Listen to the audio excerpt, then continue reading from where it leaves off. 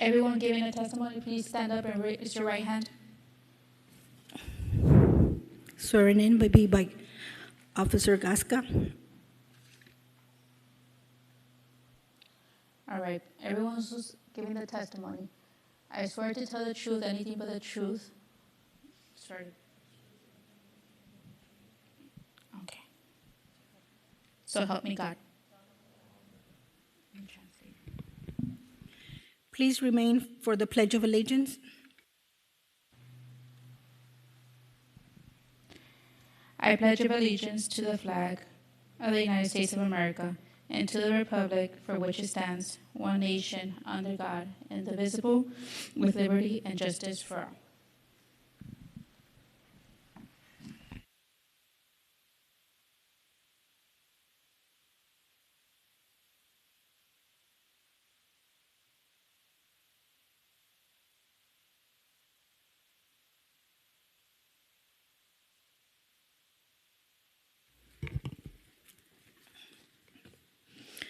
For the record, the following amendments have been made to the hearing agenda. Item number 5, CE 2507-0214 from Civil Citations has been complied. Item 11, case number CE 2503-0092 from New Business has been tabled. Item 12, case number CE 2503-0108 from New Business has been tabled. Item 16, case number CE 2505-0327 from New Business has been complied. Item 19, case number CE 2506-0142 from New Business has been complied.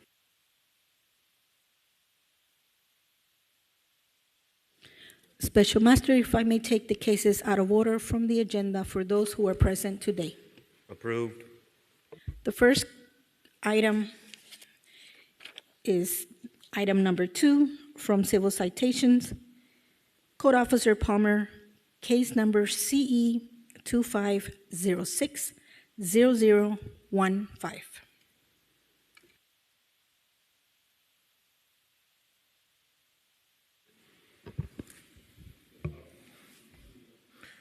The citation was issued to owner Carlos Alberto Roca and violator Juan Hoyos on June 2nd, 2025.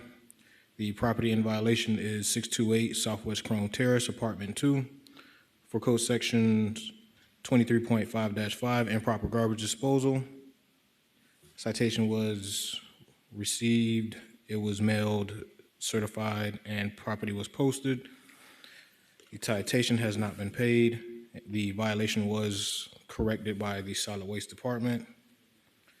The posting date was June 2nd, 2025. The photos fairly and accurately represent what was observed. Special Master, please accept the photos submitted as evidence. Accepted. Please state your name and address, sir, for the record.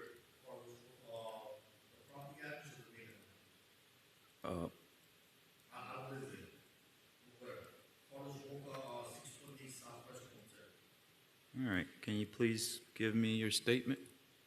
So what you see on the pictures is, I don't know if you see on the news, the gentleman that got killed at the gas station by his coworker. Okay, that was my tenant, Juan Hoyos.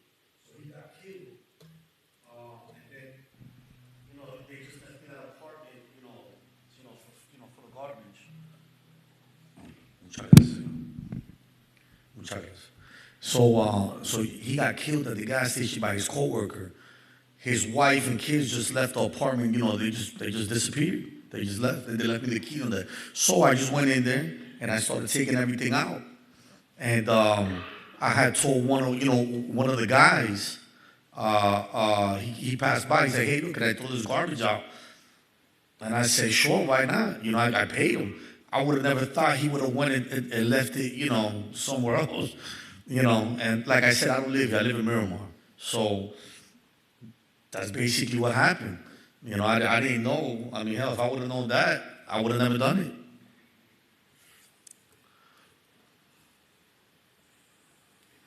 So in the city of Homestead, I'm a big stickler for disposal of garbage. Reason being is we have facilities all through the city that will take your bulk trash for nothing. I've paid $7,000 in trash, and I have receipts. Again, I know it's expensive, Yes. so I'm not. So like I said, I mean, in the back of that property, if Mr. Palmer's been there, $7,000 just throwing away garbage, trees, dirt, bushes when I first purchased after 3 years. So I know it's not cheap. I've been to the city. I waited 3 months just to get a dumpster. Because when I purchased the property, they didn't even have that. So I've been there. I know that, but like I said, it was just some things there. The guy passed by. I didn't think he would have done that. there again, it's I'm gonna say this because I say this 99 times. If I take your car and I drive through a toll, whose responsibility is it? Yeah. My son drives my car. They're not gonna say, "Oh, Kenneth, you pay the fine." Wow. They're gonna tell me because I'm the owner of the property. Pay the fine, Yeah. right? It's Yeah, your I mean- responsibility to instruct whoever you hire to do the right thing. All right? Point being, I just hired a contractor to remodel my house. Guess whose responsibility was to buy a dumpster? Guess whose responsibility was to make the phone call to get the dumpster picked up? Guess whose responsibility was for the bill? Me. Yeah. So I had to pay it. Yeah. No, it's fine. I guess. I'm going to be generous, but the fine is the fine. All right. So I'm going to reduce the fine to $700, and that's being very generous because it's So how much? Yes. If you read the last statement all the way down to the bottom, what does it do? What does it say? Failure to pay the civil citation penalty and correction of violation or attend a scheduled special master hearing date shall constitute an administration fee of the violation. If the special master hearing finds your violation, you may be assessed to the maximum fine, a citation of $1,000. I'm being lenient. Well, Normally, I give $1,000 fine. Well, well, here's the whole thing. When I came, the only reason I didn't pay it, which I'm assuming it would have been cheaper. I don't know if, It would have been $500 if you Yeah, paid. well, the only reason I didn't pay it, which you can ask the gentleman in the front, you guys canceled it was canceled at the last minute. I came for nothing. Okay, with that being said, because I had to cancel because Oh, I was there out you of go. town, Yeah, okay. That's the only I'll reason. keep the fine at $500. Yes, sir. That's it. In the case of CE 2506001, $500. Thank you. Have a great Thank day. you. Thank you. I just want to put it on record. If you have a violation, it is your best interest to go ahead and pay the fine, unless you got some real good evidence. All right? So if you are sitting in here today, your fine is going to be $500. So my advice to you is to get up and come over here and talk to the secretary and get your fine paid. Thank you.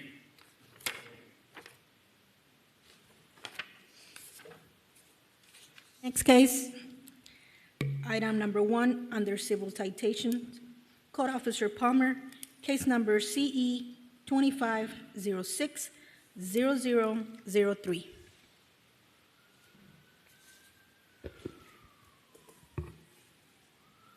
The citation was issued to Seagrape Village Condo Association. The violator was cited on June 1st, 2025.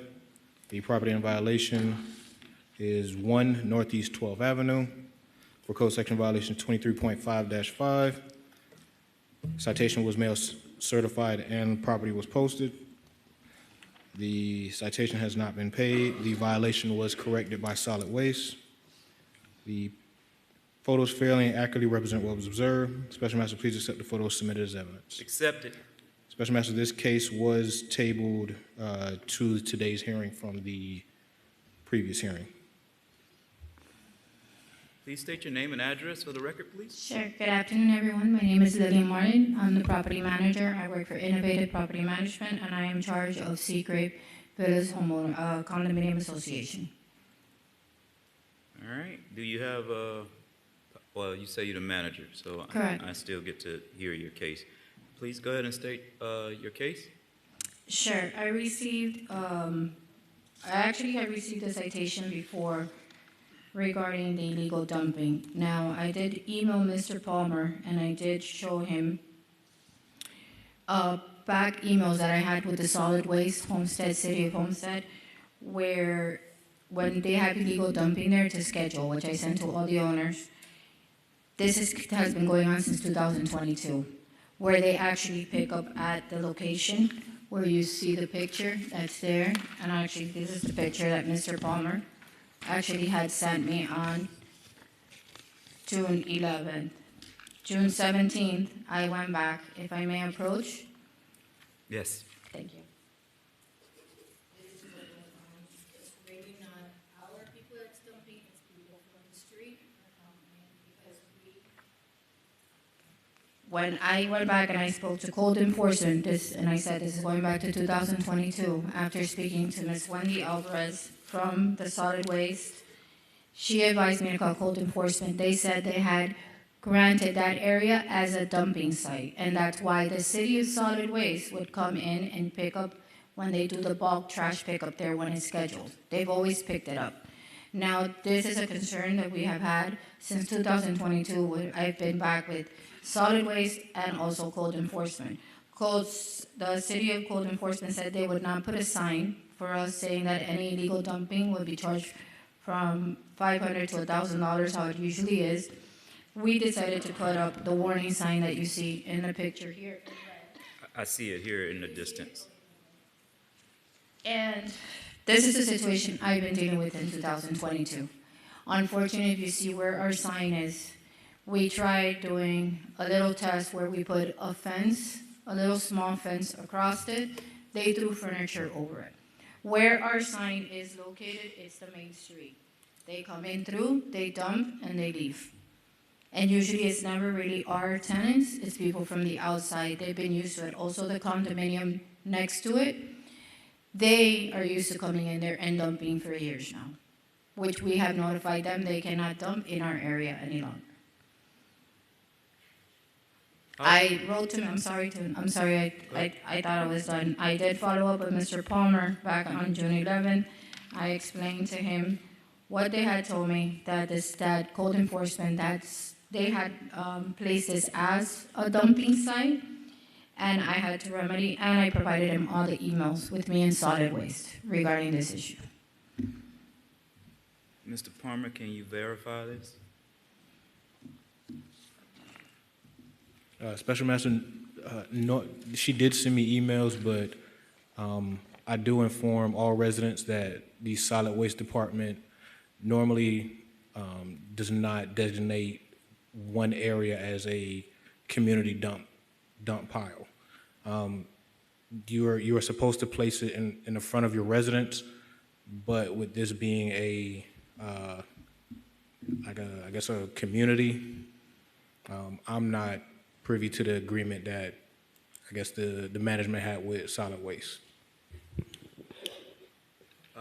Do you have like a site for the dumping for the community? Normally there's a dumpster area or? No, they don't. We don't have a dumping area because Seagrape Village Condominium, we have a schedule from the solid waste, the homestead, that says when they take out their trash and also for bulk pickup. So when the owners go to do a bulk pickup, it's twice a month. I don't have the schedule with me. I wish I would have brought it. So they know where to put up their items in front of their home. they come by and they pick it up. So we're not designated to have a dumping for anything there. They have their normal containers, and then they have the dates where bulk trash comes through, Homestead comes through and picks up. They pick up in front of the sign. Solid waste actually picks up in front of the sign when they see dumping. Do you actually have footage of this? Because you have a camera saying warning. We don't have a camera. Yeah. I will be honest. We placed that there since they said they couldn't. Code enforcement said we don't put up signs. And this is how I found out when code enforcement said this had already been designated years ago as a dumping site, and I would have to recertify it as a no dumping site. And this is when I got in touch with solid waste, also in our emails exchange. I can pass them to you. You can read them really fast. It's just a back and forth thing. So right now, we don't even know what to do. We put a fence, they will throw it over. And again, it's what I'm trying to explain. As you see that I showed you, it's really not our tenants or the owners that are doing it. It's everyone passing through. And we are scared that once that's dumped, when the city truck comes through, they won't pick up from in front of the area. Is there any way that we can put some kind of monitoring system for the illegal dumping in the area for them, or how does that, I mean, because I know from the past we've had areas that's called hotspots that we have illegal dumping at.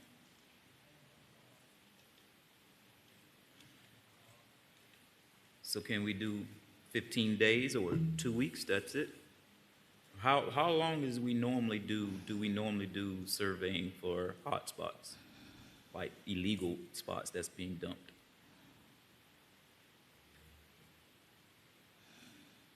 So, in reference to the camera, right?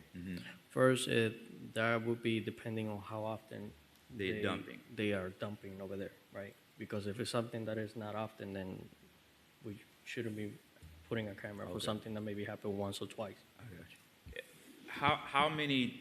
This is your first violation for this, or I have had you one had? that I paid $500 that it was sent, and then this one, like I know you mentioned earlier that if we have, but they said I didn't pay this because I had to come here the day that it was canceled and I left. That's not an excuse. I'm not trying to I get get away it. with anything.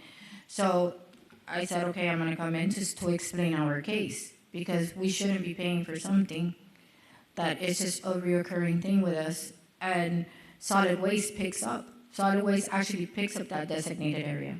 Now, the illegal dumping does happen a lot. It will be cleared out. Let's say the truck passes by. It will be cleared out. When Mr. Palmer went through on the 11th, on the 17th with the picture that I sent you, the trash got bigger. It's something that everybody thinks there, it's a normal thing to do. From the outside, they just come, empty out. We send out notifications to the owners. We actually even put them as a crime watch. If you see someone, take a picture of the tag, grab them. That's how I caught an owner from the other association coming to dump, and he said, well, we're sorry, but it's always been an area where we've dumped. I said, you no longer dump here. Got in touch with that management company and said, please advise your tenants or owners that they cannot come dump in our site. This is not a site for them to dump. So it is a reoccurring problem with that senses so easily that you drive through and you just dump and go. So my advice to you is to invest in some kind of survey or surveillance. Okay. I can't give you any legal advice, but it's just advice to invest in a 30-day or something to catch this as it's occurring.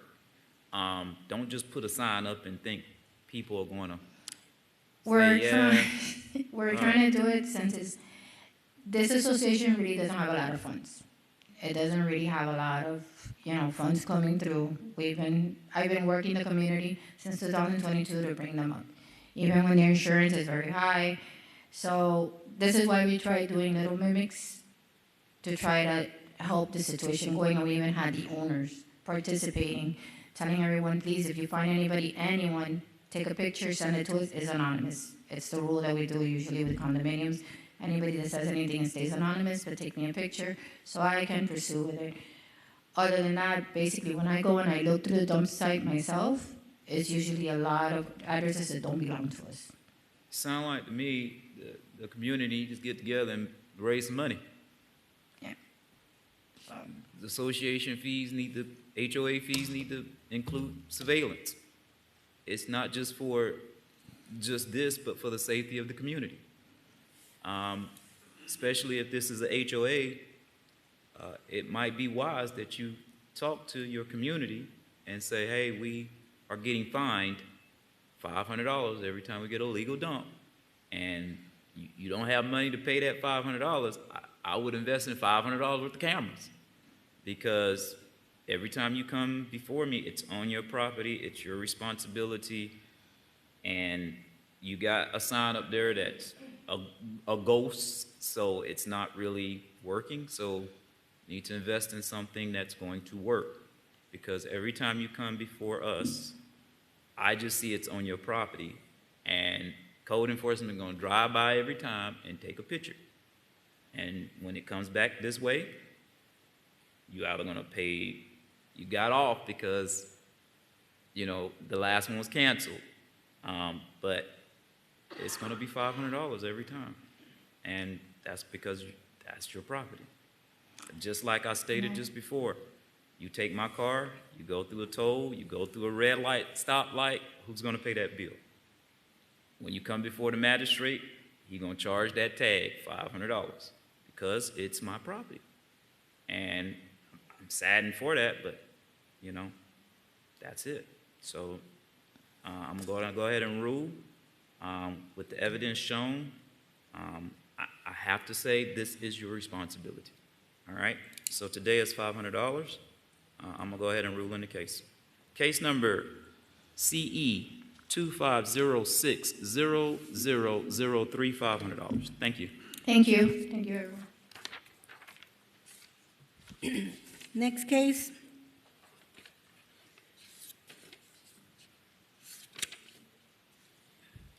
Item number 20, under new business, Code Officer Chapelli, case number CE 25060143.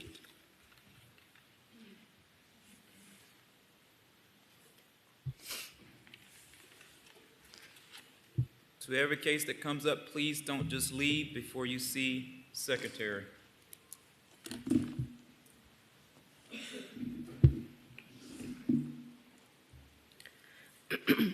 Sorry, I'm a little bit sick, so.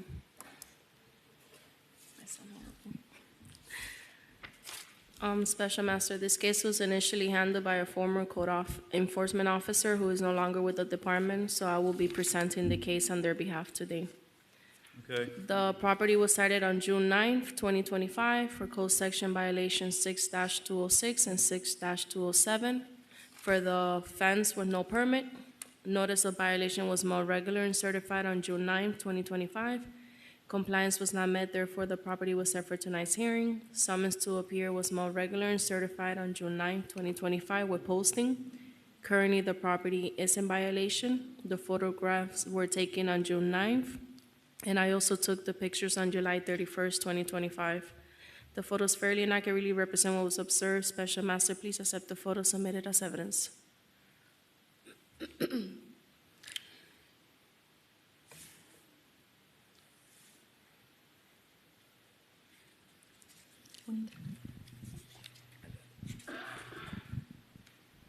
Accepted. Please state your name and address for the record. I'm going to swear in the translator, Special Master. Sí, por favor, habla en español y bien despacio. Translator, you could please raise your right hand.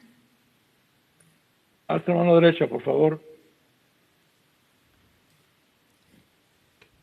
Translator, the communication is for you, not the resident. If you could please raise your right hand so you can be sworn in. Thank you. Oh, of course. Would you translate from Spanish to English, and do you swear to tell the truth, nothing but the truth? Yes, of course. Joaquin Fermosella, certified interpreter, state of Florida, in all courts. Yes, sir.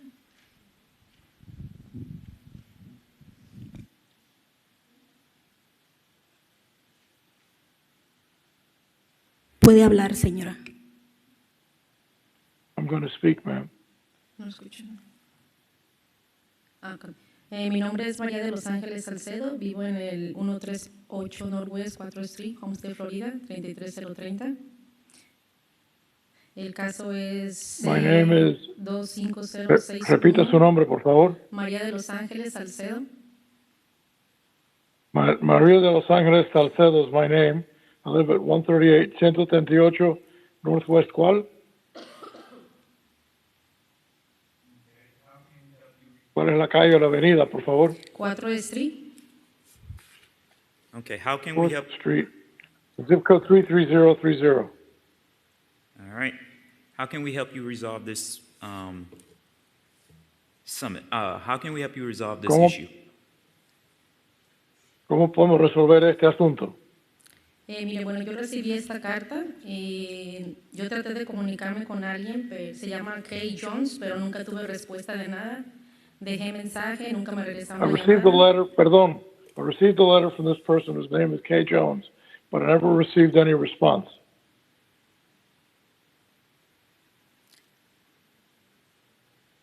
Ask her, does she know it's a requirement to pull a permit to put up a fence? And have she started the process? ¿Conoce usted el requisito para poner una cerca y usted ha comenzado ese proceso, señora? ¿No le escuché bien? ¿Usted conoce cómo es que se presenta una solicitud, un permiso para poner una cerca? ¿Ya comenzó ese proceso? Sí, mire, como nadie me contestó las llamadas que yo hice, sí empezamos un permiso, yo tengo el número de permiso, no lo hemos todavía terminado por falta de documentos, pero sí estamos en trámites de un permiso. Yes, we're in the process of the permit. This person didn't answer me, and we are in the process of getting the permit done, Your Honor. Can you please, to the code enforcement who's representing, do we have a process that has begun? They do have ¿Tenemos algún proceso que haya comenzado? a fence permit, which is 25070443. It's been in an applied status since July 21st, 2025. Okay. Sí, tenemos un proceso que es el número 25070443. Eso está y anda en proceso a partir del 21 de julio. Are we current with all of our permitting, or are we still a little behind? ¿Estamos al día en cuanto a lo que es todos los permisos que hay que aprobar o estamos aún un poco retrasados? So as far as I'm aware, currently the department is reviewing active permits, so they've seemed to caught up a lot. Okay. Pues parece que el departamento sí está como casi al día en cuanto a todo eso. Parece que han lograr lo que hay que hacer y están casi al día. With that being said, I'm gonna give her a 30 days to be able to become compliant, and it's an $80 administration fee for today. So I'm gonna go ahead and rule in the case. Señora, le voy a dar entonces una prórroga por 30 días y el día de hoy solamente estamos cobrando $80 por una tasa administrativa solamente. In the case number CE 250-60143, 30 days to become compliant, $80 administration fee. Thank you. Have a great day. Gracias. El caso 2506-0143, que todavía no está cumplido todo lo que hay que hacer, le daremos 30 días de prórroga para que pueda cumplir con ese requisito, señora. Gracias y tenga buen día. Gracias. Next case, item 21, under new business, Code Officer Chapelli, case number CE 2506-0179. Yomar Ramos, Laura Ruiz. The property was cited on June 11, 2025 for code sections violation 6-36, non-permitted work for the front door and terrace, 6-206 and 6-207 for the fence with no permit. Notice of violation was mailed regular and certified on June 11, 2025. Compliance was not met, therefore the property was set for tonight's hearing. Summons to appear was mailed regular and certified on June 11, 2025 with posting. Currently, the property is in violation. I took the photographs on June 11, 2025. The photos fairly and accurately represent what was observed. Special Master, please accept the photos submitted as evidence. Accepted. Please state your name and address. Laura Ruiz, 212 Southwest 15 Terrace, Homestead, Florida 33030. How can we help you become compliant today? I would like to request a 60-day extension. Or have you started the process? Yes. Do we have a number for the record? The process number?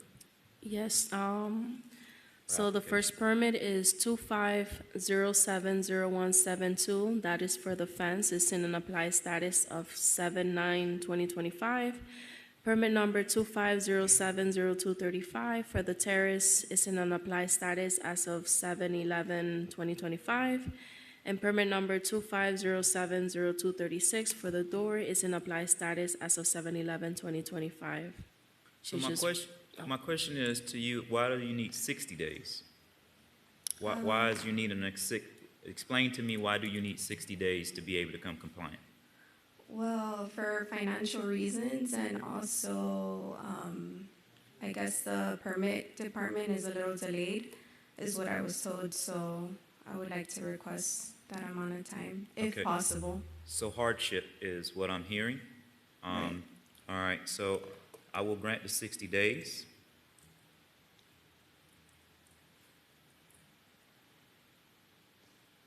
All right.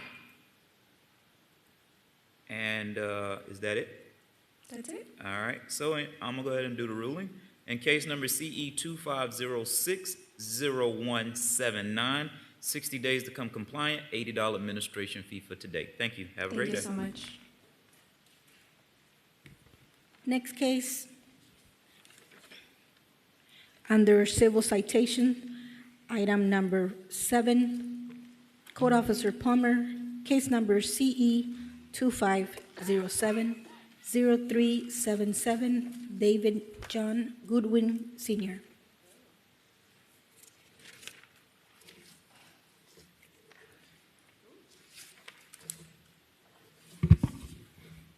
The citation was issued to David John Goodwin Sr.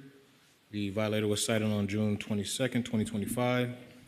The property in violation is 829 Southwest 7th Street for code section violations 23.5-5, improper garbage disposal. Citation was mail certified and the property was posted. The citation has not been paid, and the violation was corrected by the Solid Waste Department. The photos fairly and accurately represent what was observed. Special Master, please accept the photos submitted as evidence. Accepted. Please state your name and address for the record, please. My name is David John Goodwin, Jr. My residential address is 6330 Talanzia Place, Tampa, Florida. So you're representing your father? Mm-hmm. You have a power of attorney? I do, but I don't have that with me. As of right now, it would not be in effect. My father passed away on the 10th.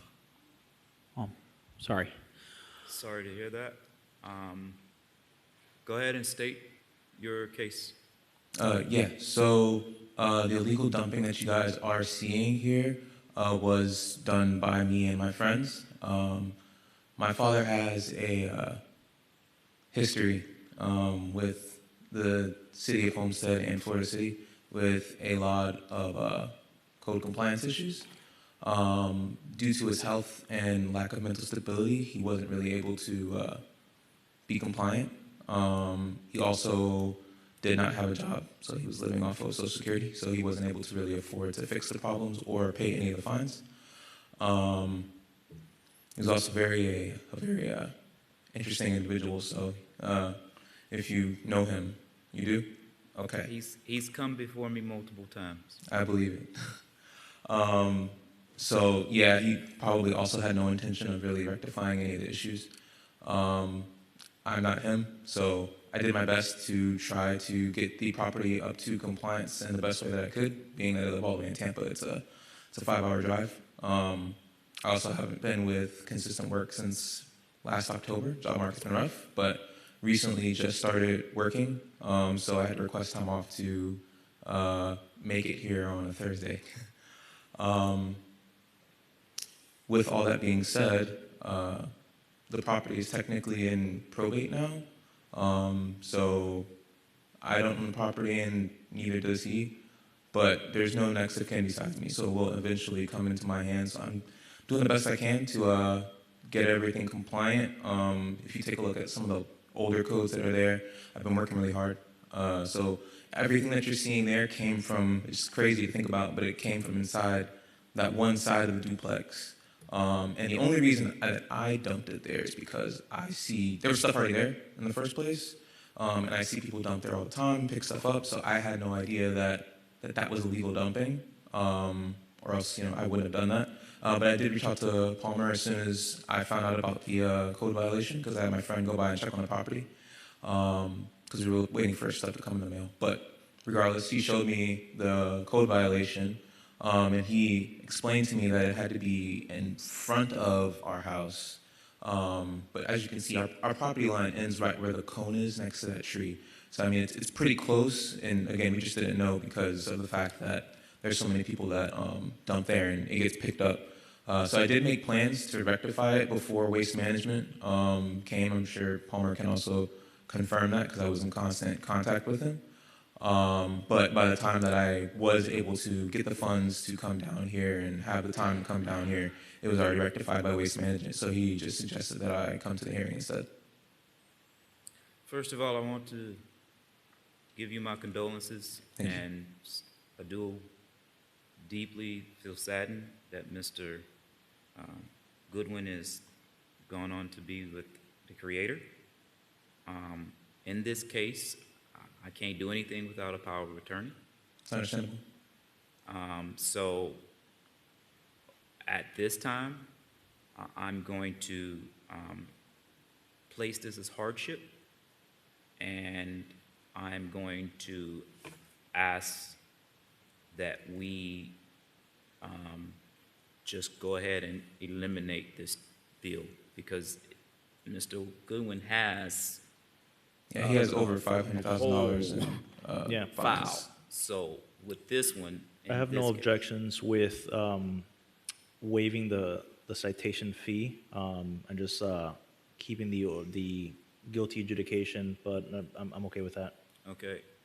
With that being approved by our management, I do want you to understand this will be a warning. So my advice to you is to get familiar with your property line, get familiar with the ordinance and what you can and can't do. Clean that property up. Yes, sir. And try to get yourself within reason for the city to be able to work hand in hand, because we've worked multiple times with your father. I know. Multiple times with your father. Mm-hmm. So this will be a warning on my end.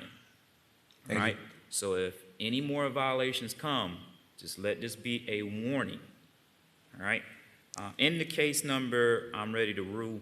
In the case number of CE 250703777, we're going to place it as hardship, and we're going to cancel out this citation.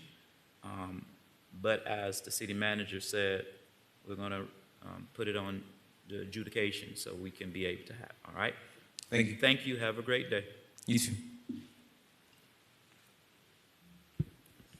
Next case, under new business, item number 2, case number CE 25040368, Code Officer Morataya. Case number CE 25040368. This property was cited April 25th, 2025 for code section violation 6-36, non-permitted work, which is for the rear terrace without a permit. Notice of violations and summons to appear were mailed via certified mail and posted April 26, 2025, also July 23, 2025. Compliance was not met, therefore the property was set for today's hearing. Currently, the property is still in violation. I took the photographs April 25th, 2025. As of today, there is no permit on file. Excuse me. The photos fairly and accurately represent what was observed. Special Master, please accept these photos submitted as evidence. Accepted. Please state your name and address for the record, please. Anthony Tamarit, 4178 Northeast 20th Street, Homestead, Florida, 33033. Okay, can you go ahead and give me your testimony? Yes, I did apply for the permit. I submitted the paperwork this past Monday. I've been in and out. I have a son in the Coast Guard, one in the Army, not an excuse, but I'm traveling to Seattle for the one in the Army, traveling to New York, Santa Monica for the one in the Coast Guard, so it's been a little hectic. Again, not an excuse, but I did submit the paperwork. They did say it takes 1 to 5 business days, so I'm asking for 30 more days extension to go ahead and get that rectified. To the code enforcement officer, is there an application on file? As of today, there's nothing on file, but I know the development services usually takes about a week and a half. After they submit the application, it usually takes about a week and a half to 2 weeks for us to see it in the system. And he recently submitted the application on Monday, he stated. Okay. I did get an email back saying that they have received Can it. you show your code enforcement?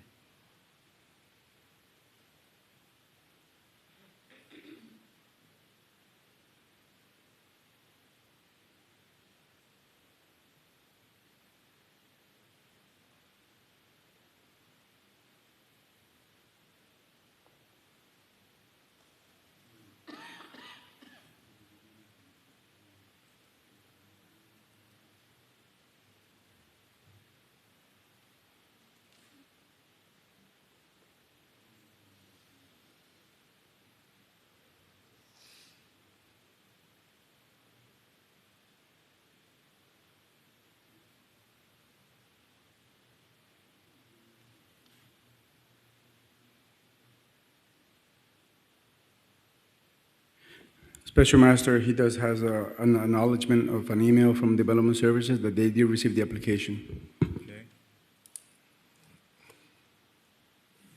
How many days are you asking? 30 days.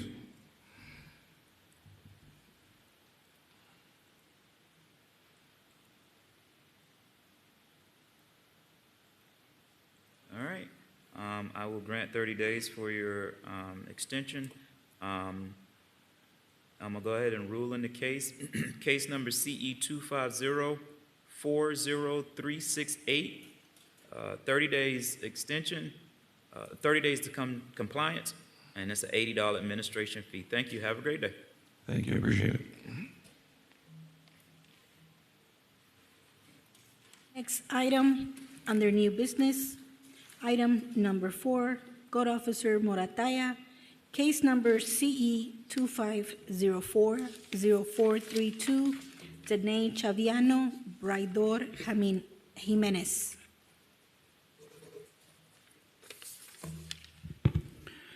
This property was cited April 29, 2025 for code section violation 6-36 non-permitted work, rear terrace without a city permit. Notice of violations and summons to appear were mailed via certified mail and posted April 30th and July 24, 2025. Compliance has not been met, therefore the property will be set for today's hearing. Currently, the property is still in violation. I took the photographs on April 29, 2025. As of today, there's a permit on file, permit number 25060423. The photos fairly and accurately represent what was observed. Special Master, please accept these photos submitted as evidence. Accepted. Please state your name and address. Yes, my name is Braidor Jimenez. Address is 349 Northeast, 36 Terrace, Homestead, Florida, 33033. Go ahead and give me your testimony. At this point, it's a waiting game. How many days do you want? Yeah, it's a delay. So I mean, from the moment, for all the time that it has taken since April, I will say 60 days. It's been since April? Something like that, or May.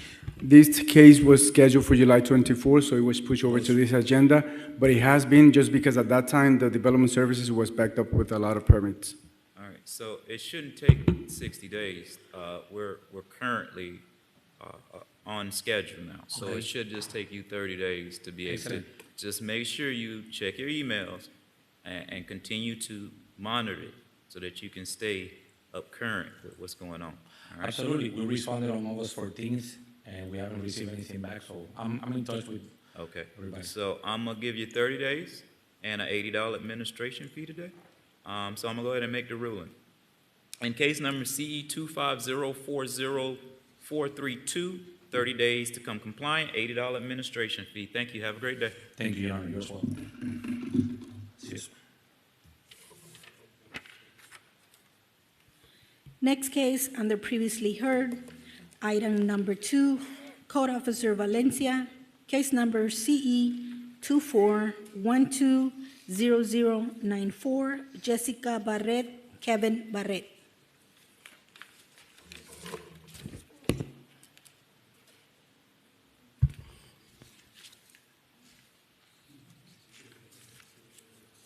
This is a affidavit of non-compliance case. Good afternoon. Property address 1473 Southeast 22nd Lane, and it was cited for code section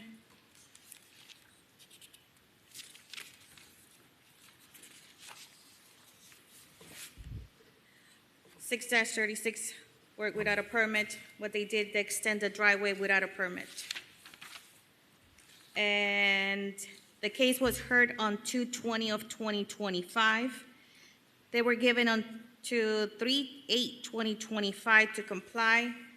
Affidavit of non-compliance was posted on 8/05/2025. I took the photographs on 12/10 of 2024, and affidavit on posting on 8/6 of 2025. The photos further inaccurate represent what was observed. Special Master, please accept the photo submitted as an evidence. Accepted.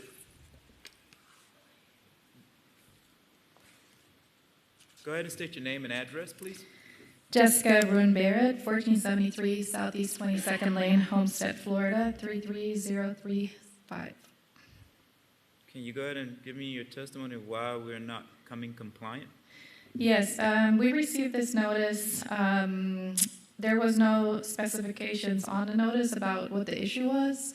So I reached out to Ms. Valencia over email. I followed up about 2 weeks later, again, no response. I left a message for her, no response.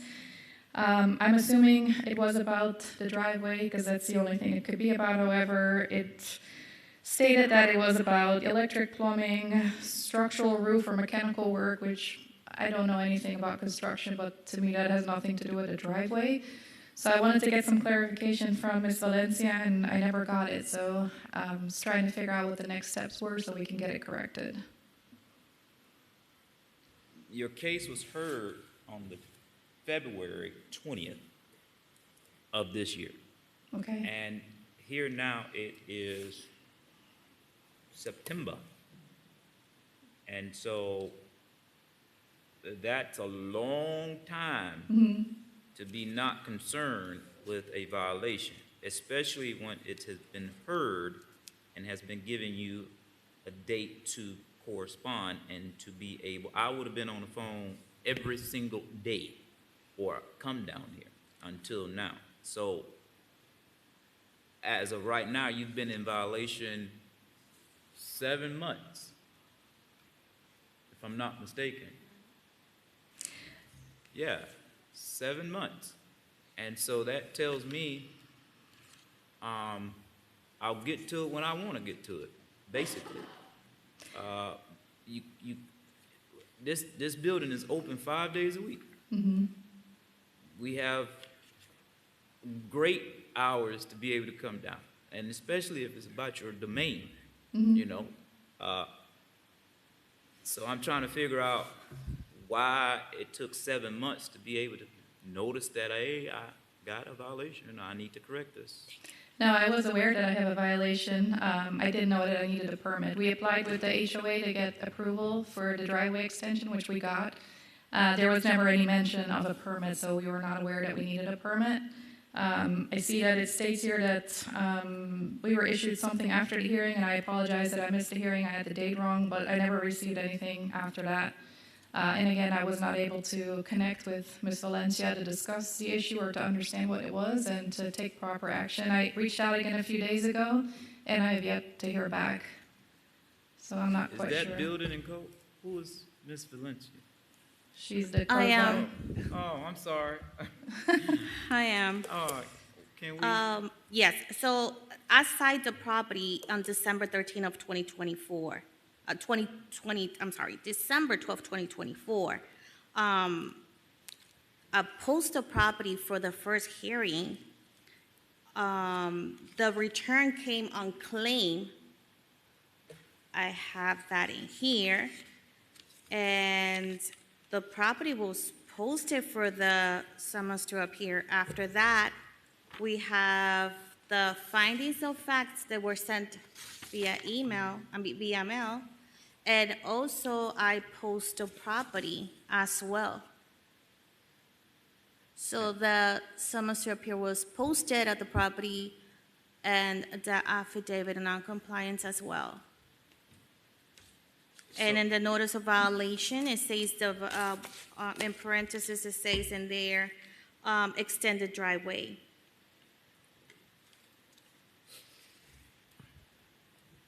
So with that being said, all of that is still didn't get seen. And I mean, all of the documents that are being stated, it's not like it's the published clearance house that we just throw away. It's your house. So it's already gone through the proper channels. So on today, I'm going to fine this, and it's going to have a daily fine until it comes into compliance. Okay? So I'm going to fine you $500. And every day that it is not in compliance, starting today, so tomorrow the clock will start ticking, it's going to be $25 a day. And that's very lenient because I could go up to $1,000 a day until you come compliance. So I'm trying to work with you to get this done. So my advice is for you to go over to building permit ASAP and start the process of getting a permit. If you would have came in here and said, I have a process of getting the permit, it would have been a little lenient, but you came in here not even starting the process. So by you not starting the process, February all the way to now, that's like you coming into the courtroom and slapping me in the face. Give me something to work with you so that we can be able to work together, all right? This is your house. It's your responsibility to come into compliance, all right? Just like I explained just a minute ago. If I took your car and went through a toll, if I took your car and went through a red light, who will be paying for the ticket? You. This is the same thing. This is where you lay your head. This is your castle.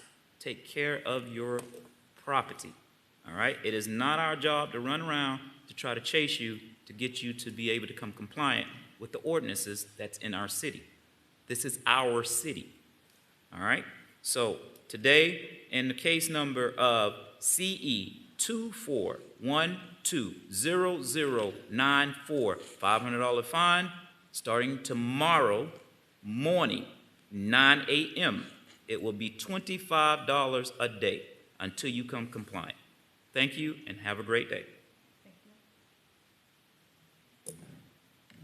Please wait until the secretary gets your paperwork, so every case that comes up, please see the clerk before you leave the room. Next case, under new business, item number 1, Code Officer Chapelli, case number CE 2503-0004, Junior Lago Gomez.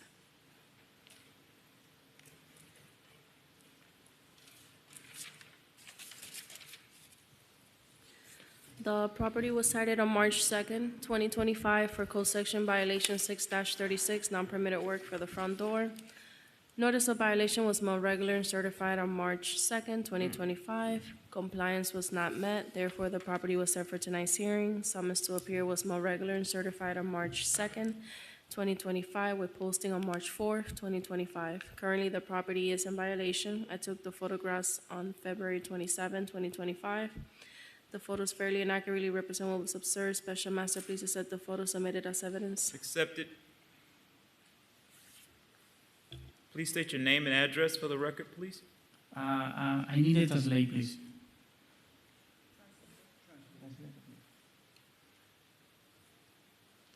Perdón. Repita su nombre, señor. Junior Lago Gómez. Mi dirección es 101 Southeast 22 Junior Lago Gómez, Your Honor. 101 Southeast 22 Terran, Honda, Florida 33033. Repítelo otra vez, por favor.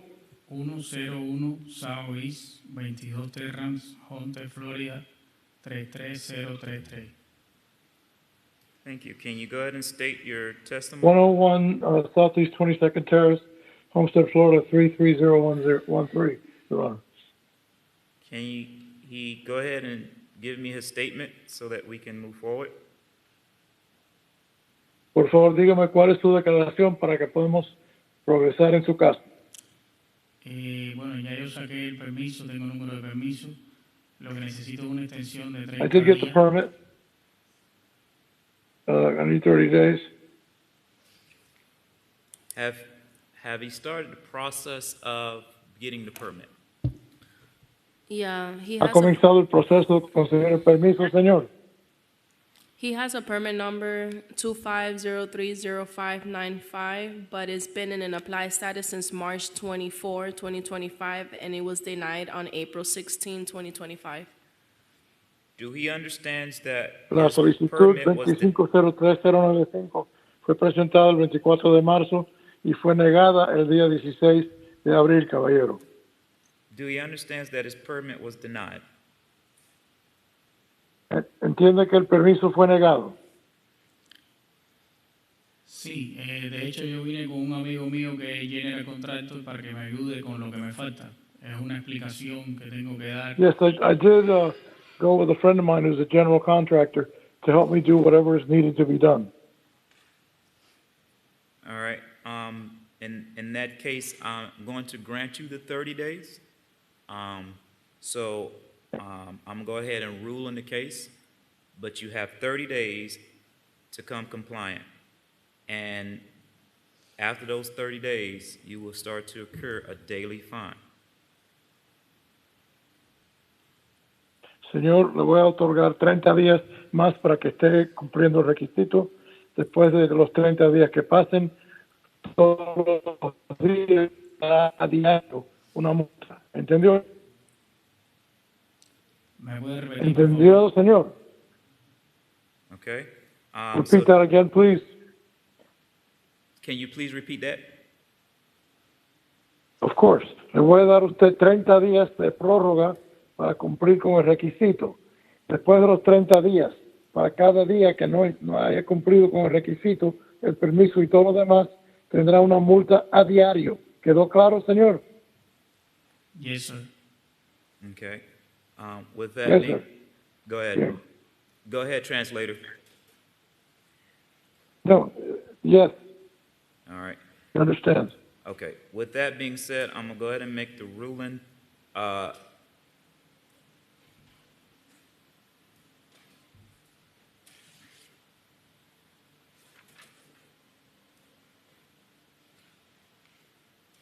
So I'm in case number CE 250300004. It's going to be 30 days to come compliant, $80 administration fee. After the 30 days, it'll be a $50 a day fine. Okay? Thank you. Have a great day. Thank you. En el caso CE 25030004, tendrá usted 30 días para cumplir con todo. Después que pasen los 30 días, todos los días va a tener una multa, el día 31, 32 días adelante, de $50 a diario. Hoy día la única tasa que le voy a cobrar es $80 administrativos, señor. Espero que eso le haya quedado claro.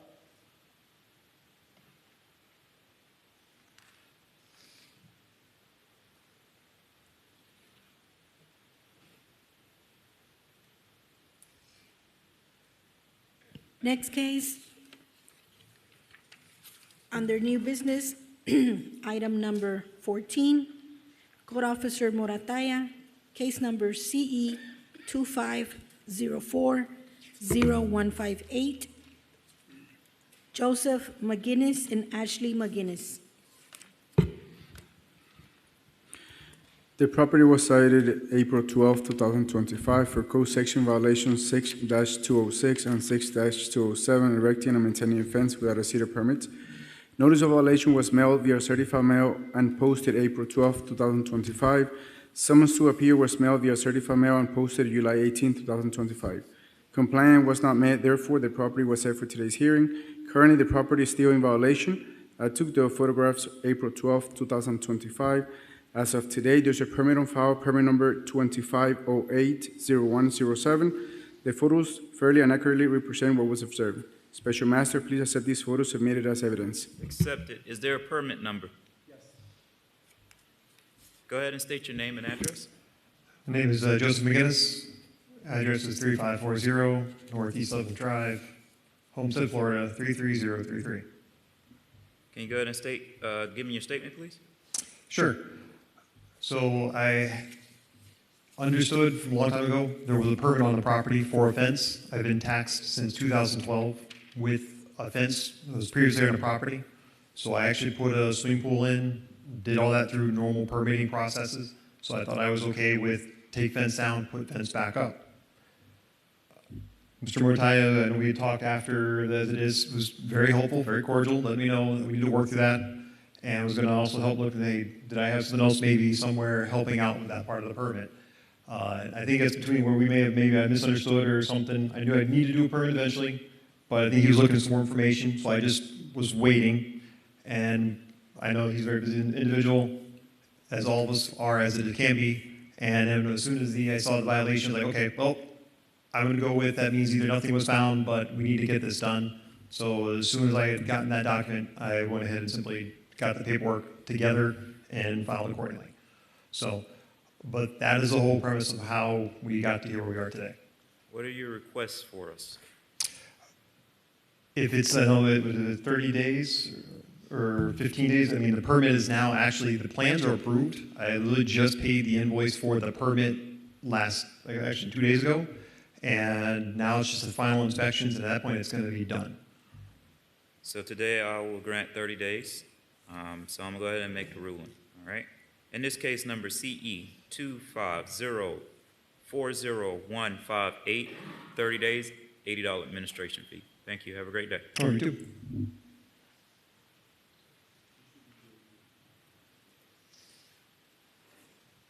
Next case under new business, item number 3, Code Officer Morataya, case number CE 25040428, Roberto Salvador Murillo.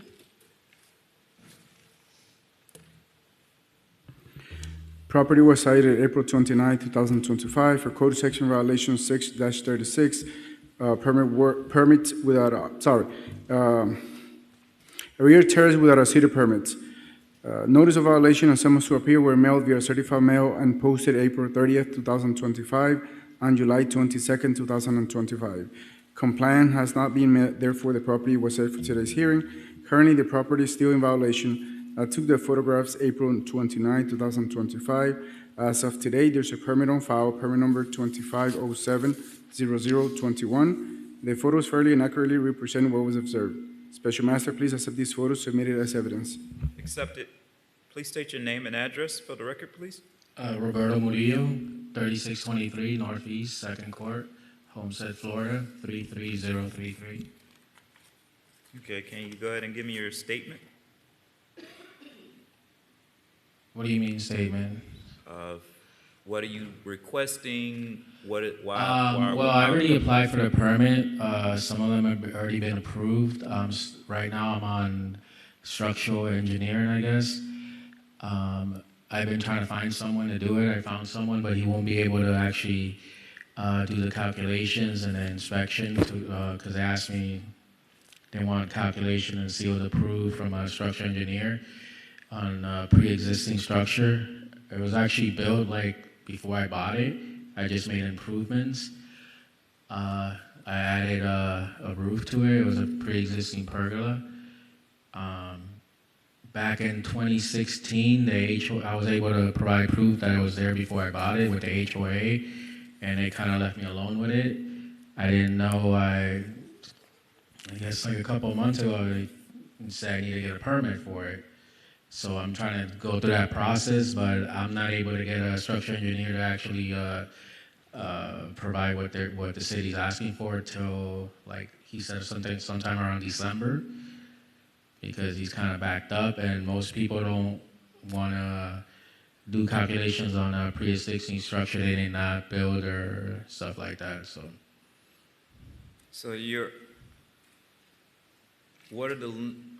what's the length of time that you're requesting? That's what I have to ask.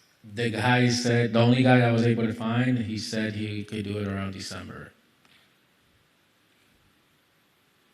I'm gonna state this because it's getting to be storm season, and the reason why it's been there for 9 years, perfectly fine. I understand, but the reason why there is a requirement is because of the safety of you and those that are around you.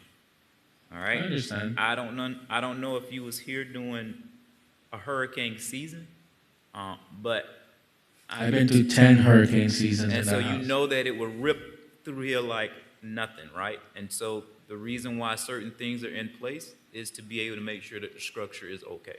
All right. If you guys want to send someone out to verify the structure, it's not. It was built like a tank. That is not the city's requirement. It is yours as the owner to make sure you are being compliant with what you have voted on. We have voted on in our city, and so it is your responsibility to make sure you are compliant. All right. So I try to do everything as far as I can, but some of the things you guys are asking for, it has to be done by a licensed structural engineer, and like I said, most people don't want to touch something that was already built. Exactly. So now it's either I take it down or I wait for someone that's actually willing to do it. So what is your requirement of date, time that you can require? I tell you what, the maximum I can give you is 120 days. Oh, that's more than enough. Let me see something. Sorry. Magistrate, if we may as well, if we're going to allow that ample amount of time, I would like to see a letter from an architect or an engineer advising that the structure is safe and sound in nature until he does resolve the issue, whether it's removing it or permitting it. And I was going to ask for that. Thank you so much. What are you asking for? You need verification that you are in the process of making sure this structure is secured. So basically, you have to get something in writing from him saying, he has hired me, but I am backlogged, and it will take me this amount of time to get to you, basically. You know, it's kind of like an assurance that you're doing what needs to be complied. But how can he guarantee that he needs to assess it? What do you need? Go ahead. What you're saying kind of doesn't make sense. So when you secure your vendor, whether it's an engineer, an architect, that he's actually going to do it? That's all you need? That is correct. A letter of engagement, a letter advising that the structure is sound, and that you're going through the permitting process. Regardless if he takes 3 months to do it, I understand he might have a backlog, or he or she might have a backlog, but they should be able to do a survey of the structure and determine that it's safe in nature and proceeding with the permitting process. Regardless if it's going to take them an ample amount of time, they could certify that it's safe in structure. Well, I did that. It passed a couple of the stuff. I don't know if you guys are able to see what it has gone through already. Do you have that with you? No, but don't you guys have that on file? We're not the building department. You would have to provide that to our department to ensure that... Yeah, I actually had an architect draw it up. It passed structure, building. Then our department would have no objections to granting you time if you could provide that to us. If you could please provide that to us, then we'll feel more comfortable with allowing you more time. What I have right now is a blueprint from the architect that actually came out and drew it up. and did a professional, layout, a blueprint, I guess, and that's what I submitted to you guys. And she's the one that's actually recommended the structural engineer. Okay, so if that architect could write a letter saying that the structure is safe and sound, then we'll feel more comfortable with allowing you more time to get the engineer to go ahead and get the permit, or remove it. That's at your discretion. All right, so who would I submit that to? The You would permit? send it to our department, as I mentioned. Okay. Yes, the code compliance department. Yeah, that's fine. Okay. I'll ask. Thank you. I don't know how, as far as that's what they're going to do, because you're asking him to guarantee something he hasn't evaluated, but I'll ask him. If they haven't evaluated, then they need to come out and evaluate it. That may cost you something, but it's a simple standard procedure that's done regularly, and an architect and engineer should be familiar with this process because it's very common in practice. So let me explain this to you. If you're getting ready to have surgery, you have to get a pre-approval from your insurance before you can go forward, right or wrong. That's just simply the doctor writing a letter or prescription saying, this is my patient. He needs to have this procedure done. You haven't paid any copay, you just paid a copay. You haven't paid any bill yet. So that's the process. It's the process in building. If you're getting a certified person to say, I'm going to do this, but I have a backlog, all he has to say is, this person has obtained my services. In order for me to be able to be compliant, I am going to be able to do this in this amount of time. With that being said, you just got to issue it to your code enforcer, and then we will go ahead and grant you what is required. Does that make any sense now? That part makes sense. If that's all you're asking me, saying that I am going to hire a structural engineer that needs more time to Yes. but what he's asking is to actually ask him to make sure that the structure he's going to evaluate is actually sturdy. So it's kind of two different things. Do you want? I could get you a letter saying that he is going to. I'm gonna hire him and I am gonna obtain his services so he could evaluate it. I can do that, but I don't know if he's willing to go as far as saying it's like, oh, it's a sound structure, because doesn't he have to evaluate it and do the structural engineering, which that's what I'm asking more time for. In that one letter, they can incorporate those things. If you can't find someone who's willing to do it, maybe you'd pursue a different vendor. The city attorney seems like he wants to mention something. So perhaps what we could do is offer a shorter time frame for which to provide this letter, and after which he can have the extended time to go get the permit and actually get the shop drawings and everything else that he'll need done in order to permit the pergola. I have no objections to that. That was part of the considered ruling, is to actually give you 15 days to get the letter submitted to this department, and then after that 15 days, if not, then you have to come back. That's going to be your thing. So it's simply making sure you reach out, get your letter. Look, if it's a problem, I spoke to like literally 10 structural engineers, and most of them tell me the same thing. I actually found one that's willing to do it, and that's the time frame he gave me. If you're not willing to actually extend that, I guess I'll tear it down. I probably going to need 60 days to tear it down, but I'm not going to be going back and forth with something that doesn't sound really reasonable, because I have no problem asking him to write me a letter saying that he is going to perform what you're asking, which is the structural engineering, steel, and all that stuff you guys are asking, but he gave me that time frame, and I can't force him to do it quicker. And if I can't get that time to what he told me, like I said, just tear it down. It's not a big deal. That's at your discretion. I just asked what I needed.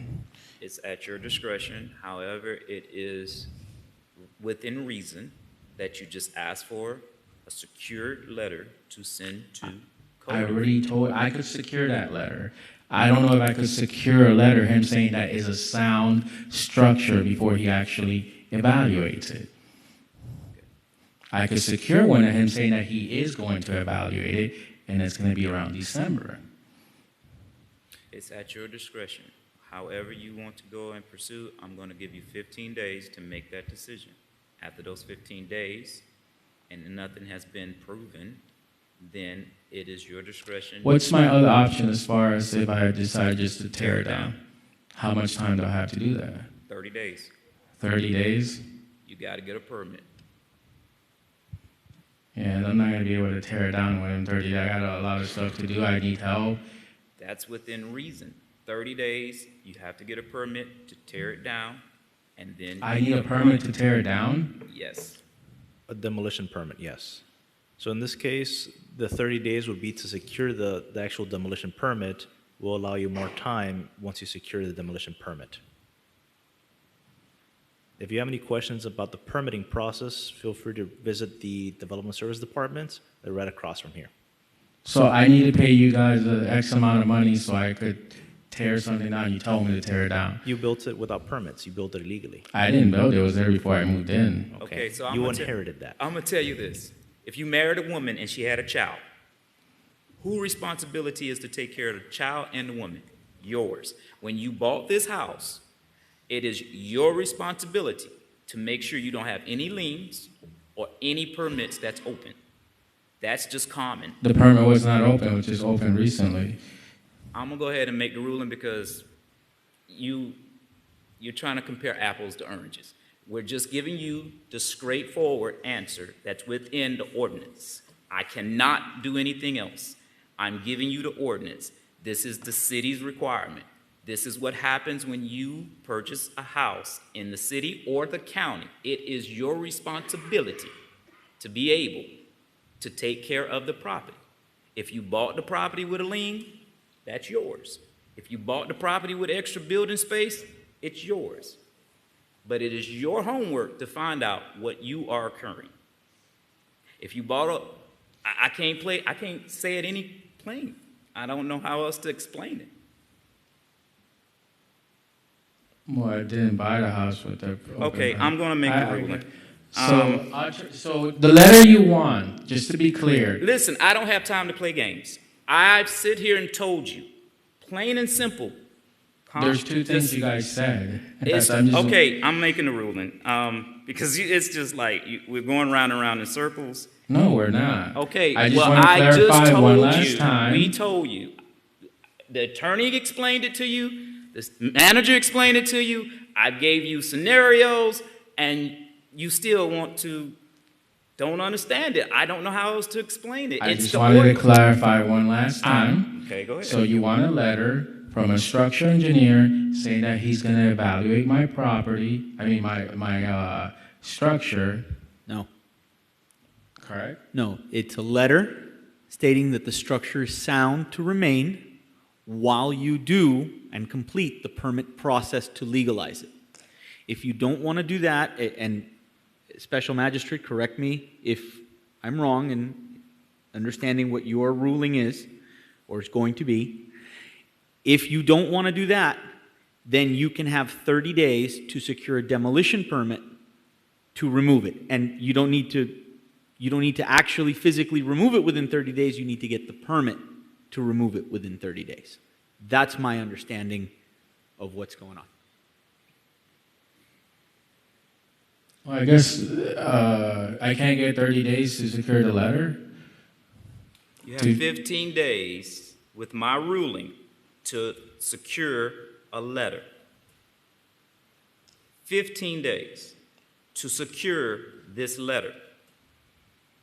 If you don't submit this letter in 15 days, I'm going to start a daily fine. I just think it's short since I have to get him out to actually see it and determine You have it's 15 sound. days to secure a letter to code enforcement. After this 15 days, you're going to start accruing a fine. Do you understand that? Yeah, it's your responsibility, all right? So I'm going to go ahead and make the ruling. Now, I can't do anything else. This is your responsibility, not ours, not mine, not anybody else in here. This is your house. It's been perfectly fine for 10 years.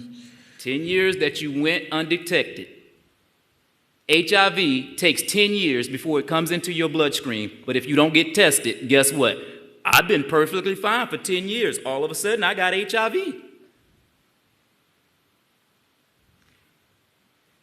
Do you get what I'm saying?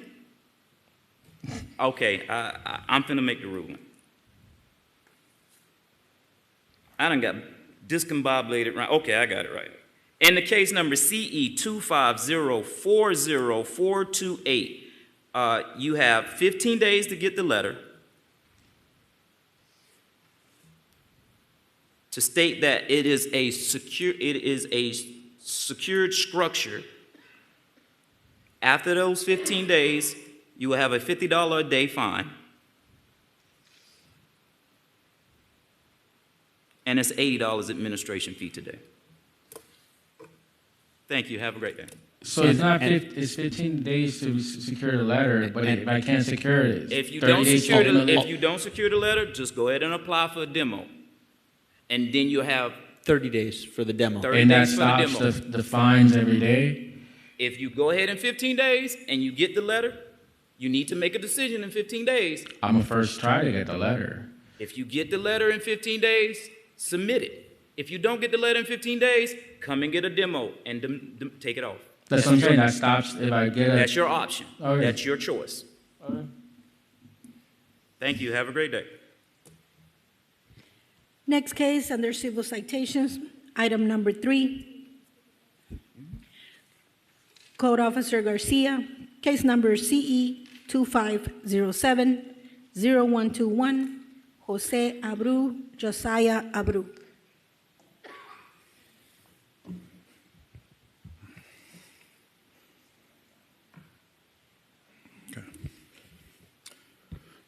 The citation was issued to Jose Abreu and Josiah Abreu. The courtesy notice was issued on July 9, 2025. Their inspection was done on July 15, 2025, and the citation was issued on July 16, 2025 for code sections 23.5-6C, ball trash placed too early. Location of violation is 2024 Southeast 19th Street, Homestead, Florida 33035.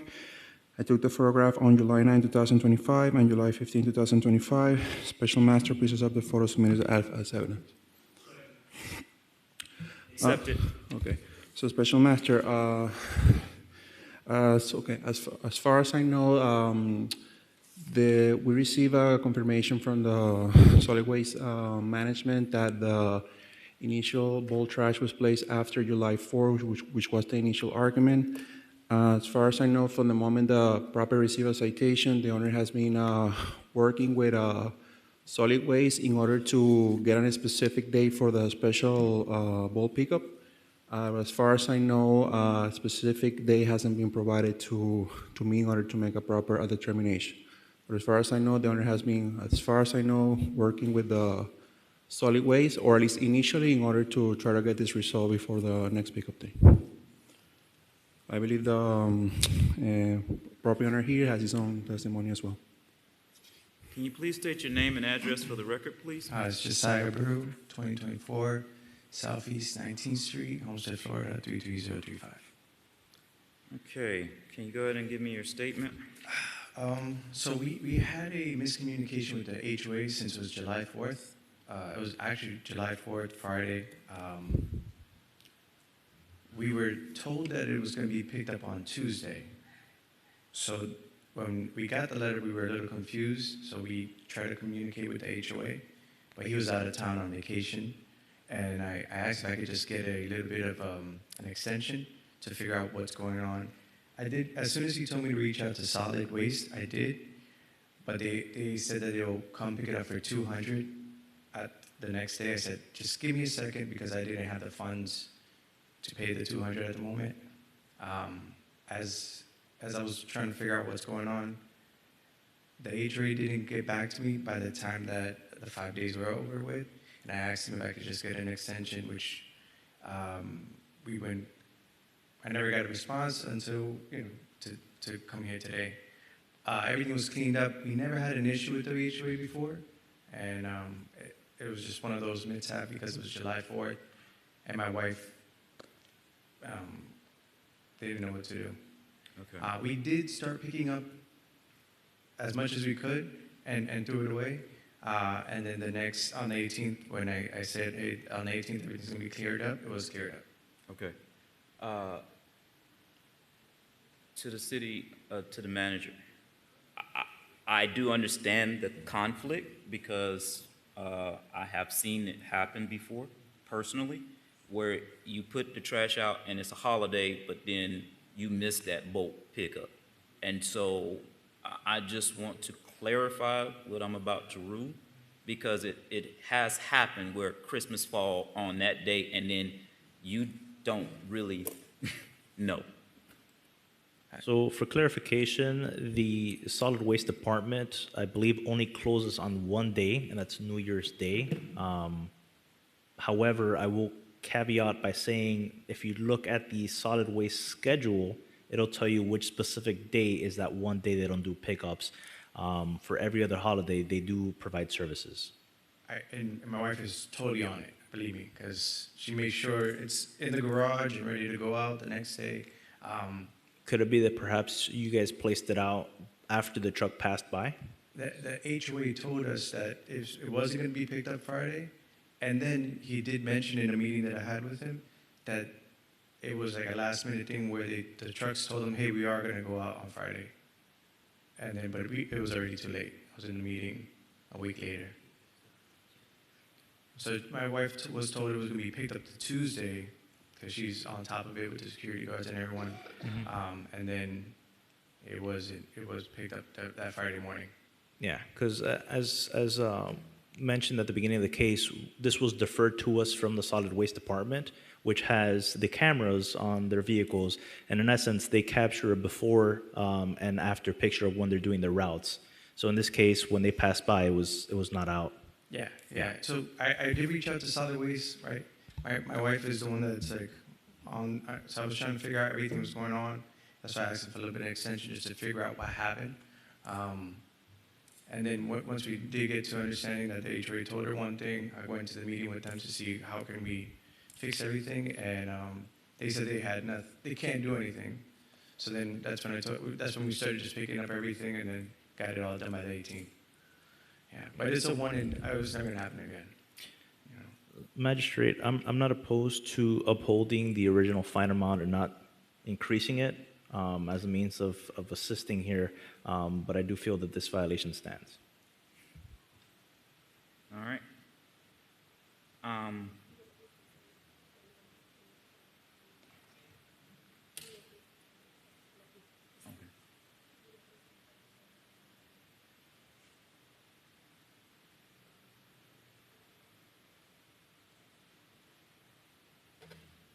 You want me to revisit it? All right. In that case, I'm going to honor the fine, but I'm going to reduce the fine to be able to help you understand. I can understand the confusion, but also there is, we have to understand that it's our responsibility at the end of the day. No, believe me, I love to keep my house clean. I don't want to have that out there like that when it doesn't have to be out there. So I'm gonna give you a scenario that I had. I cut down one little branch, and my HOA charged me $150 because I left it out, and the truck had passed by. So I had to pay the HOA, but thank goodness the HOA picked it up for me. Yeah. I would have had a $500 fine. Yeah. That's why I understand where you're coming from on the, kind of off a little bit. But now, with that being said, I know our truck coming in at 5 a.m. in the morning. Oh, yeah. So they're real early. We're always on time. Yeah. We never had an issue, and our HOA is very strict with how they run things. So we were following like what they have mentioned. I wasn't there. I was in Point St. Lucie, and that's why I reached out to Solid Waste and then got back to the HOA. They didn't respond back to me, and I asked for an extension just so I could come back down, get everything going. And when I did come, I asked for the extension, and I wasn't able to get it. But I was cleaning up as much as I could until I got it all done. Can you prove that you asked for an extension? Yeah.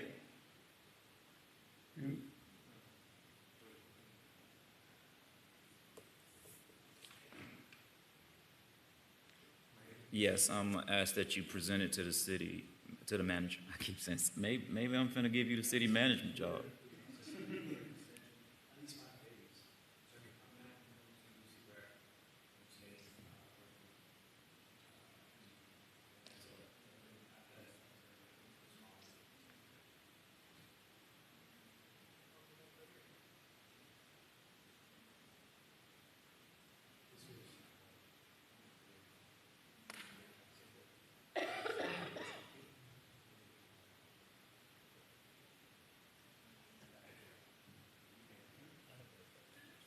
All right. In that case, I'm going to rule in your favor. And Thank you, I'm going Jesus. to waiver Thank you, the Jesus. fine. Because, man, I'm a mortgage lender. Right now, this is the worst time. Yeah. You know? All right. All right. In case number, I'm going to go ahead and make the ruling.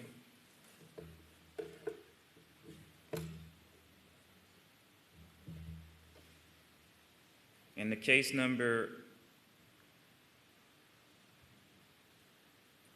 CE 250-70214, I'm going to dismiss this citation. Thank you. Thank you, guys. Thank you.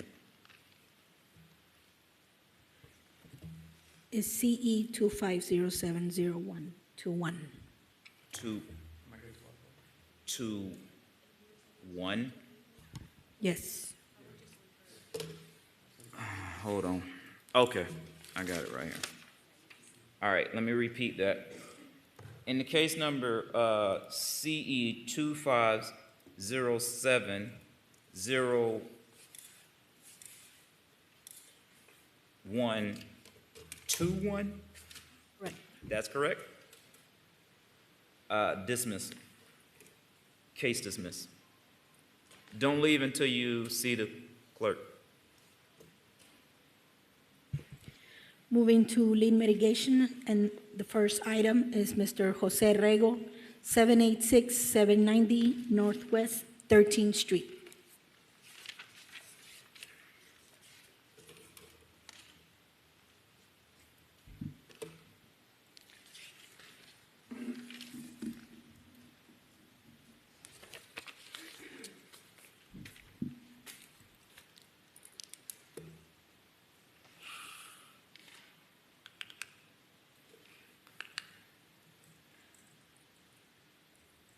Please state your name and address for the record, please.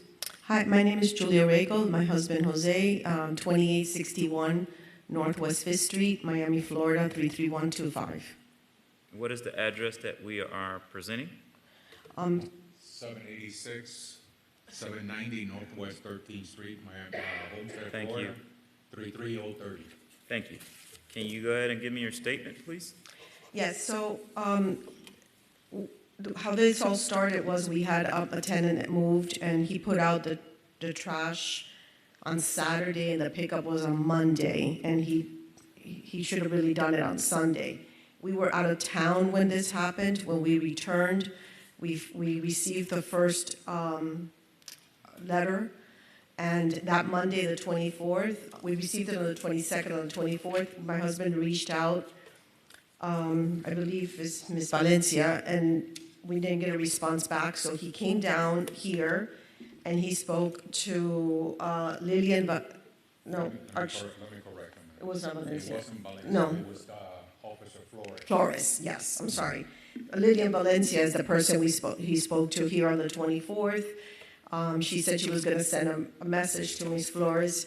The next thing is we received a notice for appearing in May, and we got that date confused. My husband was having a procedure on the 30th. Between all the dates that we have of doctors and blood work, we realized that afternoon on the 22nd, after as he was getting all the paperwork ready, thinking we were coming in on the 23rd, that we had actually missed it, that we were on the wrong date.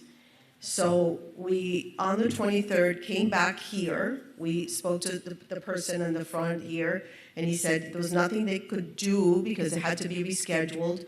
He asked us to go back to the other office. We went back, spoke with Ms. Valencia again, explained to her that we had missed the court date, and then now here we are for the next hearing. Do you have documents showing the procedures that you did? Well, we have it all written down because we've been keeping notes of every of the time. We have the travel documents that we were out of the country. I also have the travel documents, yeah, for that date. And Ms.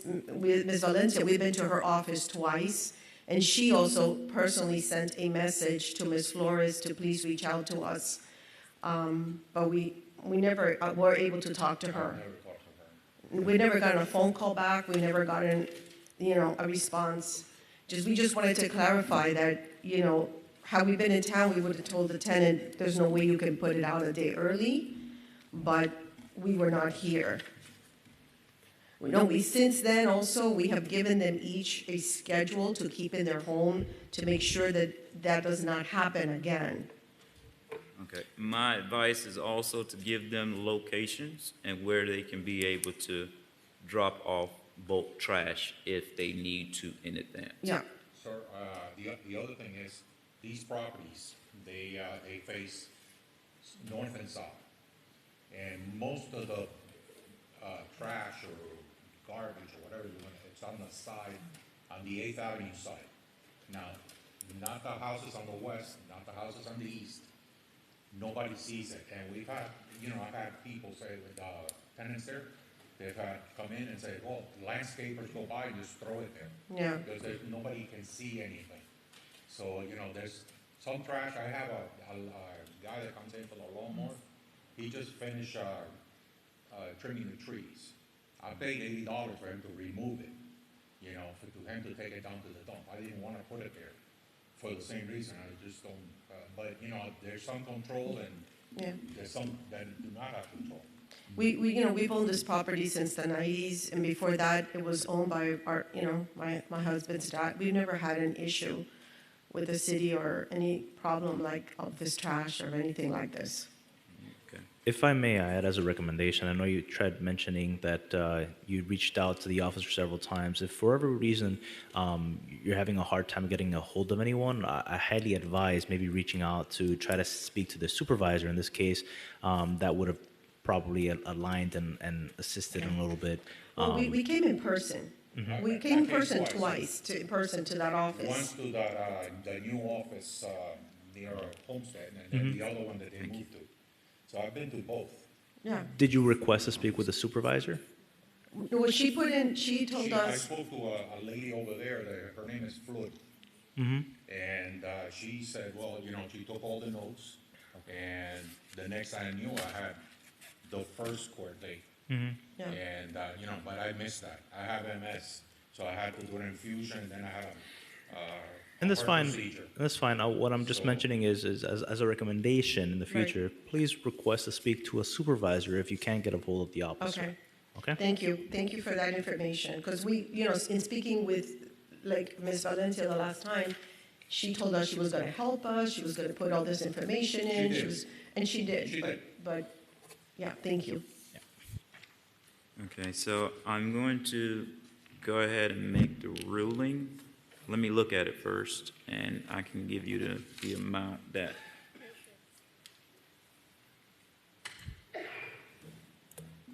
And I have all of your documents just for public record. Yes.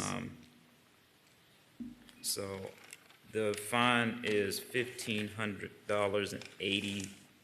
$1,580 is the fine. We thought it was 500, and then it went to 1,000. So you have 500, and then 1,000, which comes to 15. Well, I'm sorry. It was on the 8th.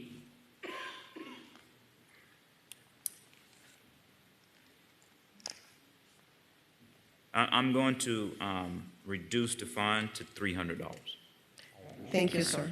We appreciate that. So in folio number 10-7812-000-0342, $300. Thank you. Thank you. Thank you.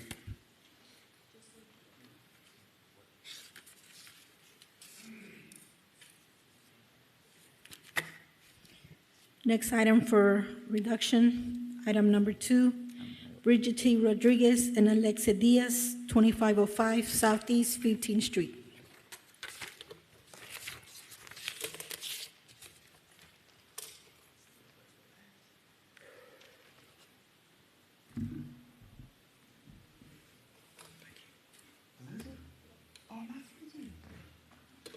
Hello, how you doing? Good afternoon. Good evening. Can you state your name and address, please, for the Yeah, record? my name is Alexis Diaz. Current address where I live in is 466 Cool Summer Lane, Davenport, Florida, 3337. And the house that we have here in Homestead is 2705 Southeast 15th Street, Homestead, Florida, 33035. All right. Can you go ahead and state your statement? Yes, I sent the emails regarding everything that I sent, communication that I have, that I hired David Vega. He was based off one of your city code enforcement named Mario F. He recommended for me. He said it was his brother-in-law. I did the structure when we bought the home. It was our first property ever, me and my fiance. We bought the house. We did a pergola approved by the HOA. The HOA got fired. There's a new HOA now because we're approving stuff to get done without city permits. We didn't know anything about it. It's our first home. We did the attached pergola to the house with shingles. I got hit with the city enforcement for it, so we took care of it right away. I submitted the permits, decided to do it myself. But then I met Mario F. He came out to look at the structure. I told him what was my option. Do I demolish it, or do I need to take out structural engineer to approve the plans that was already done? He says, I have my brother-in-law, which is David Vega. He can go ahead and do it for you. We can do the process for you. His name is on the enforcement violation that I got. Mario F. is on there. And after that, he told me I had a connection. At that time, was Lillian Morguito, right? That they had a connection to get stuff done, which Lillian Morguito now is Ms. Valencia. But she understands the story. She was amazing. She was the reason why I got it fixed now. I actually had to put out another demolition permit, which was completed like 2 months ago. 2 months ago, I spent 25 grand. David Vega disappeared with my money. I literally have all the letter, everything I wrote to him. I had never voted the city. I've been trying to communicate, but Valencia knows. I called every day, see what's going on. Of course, my wife has some passing in her family I had to take care of. My son's born, and now we have another one coming in this October. I work for Microsoft. I was recently laid off. That's why I moved to Orlando. But they gave me certain space. I'm doing my master's at the time, right now, currently. So right now, I literally just finally fixed it. But this whole time, the only thing was needed was a sub-permit for the roofing. Everything else was approved. I don't know where he went. My last text with him was from last year, September, which is when I called Valencia and said, hey, what do I do? Need to just get this fixed. I had no idea about fine daily. I'd never been here. I've never seen nobody here before. Literally, it threw me off when she told me, and that's when I took care of it right away. I paid the extra $5,000 per trustworthy general contractor to get this done for me. He demolished it completely. With the new HOA, everything was approved and done and clear. When I got hit with the number of the fine, I'm like, that's the price of the house. But we had no idea about anything. I could literally take a lie detector test and anything. I literally been trying to follow everything correctly. And I know the whole process. I'm the vice chairman of Polk County in Orlando. So I know exactly the whole process. I had no idea about any of this. I'm going to be completely honest with you. Even Valencia knows. She knows David Vega has screwed other people too, and he's disappeared in my community. He's not even allowed in the HOA anymore. But I'm one of those that got screwed over. And I didn't even have a power of attorney for him to represent me. I didn't get no emails. Valencia knows too. I didn't receive no emails about no permits, no daily anything until I spoke to her. From last year, which is September, I submitted everything. And we finally got the permits done like 2 to 3 months ago. Then I was waiting for the court hearing for you guys, and I drove today from Orlando. So I'm not avoiding the responsibility. It's just you got caught. Yeah, when I'm at a scam. Correct. I got scammed. I paid everything extra too. I still paid it now. And I understand for your time and everything, your Magistrate, if I have to pay for the fine, I totally understand that too. It's just what I got hit with is totally unreasonable. Not on you guys. It's based on what happened to me. And if you notice communication emails, I got them all. I've been trying to communicate, try to fix it. I never try to avoid anything. And if you look at everything I have, I've never been in bankruptcy, never been run away. Yeah, this is almost a mini Bible. Yeah, I know. Trust me, I know. Valencia was the one that actually helped me out through everything. She literally guided me what I needed to do. I had the right person to get it done. So. All right. Um,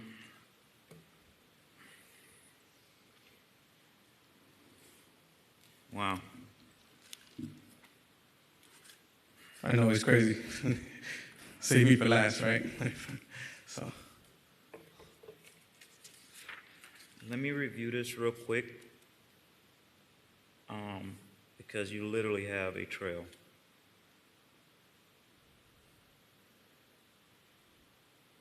By any chance, do you guys need my notes? I know I emailed it to the code enforcement, but I don't know if you guys need it. Everything I sent, the pictures. I think it's a lot of documentation here, so.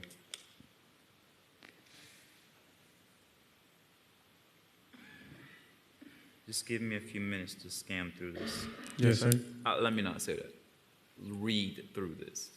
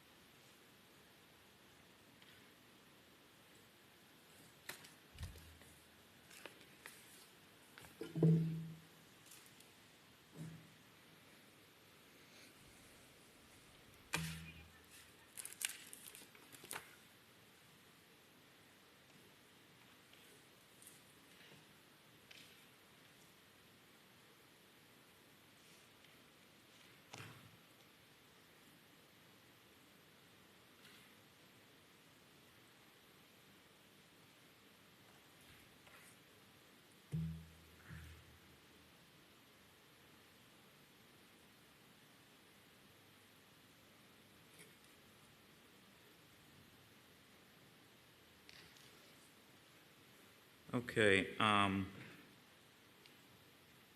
the only way that I'm able to make this ruling, and reduction, because this is $265,160 whole.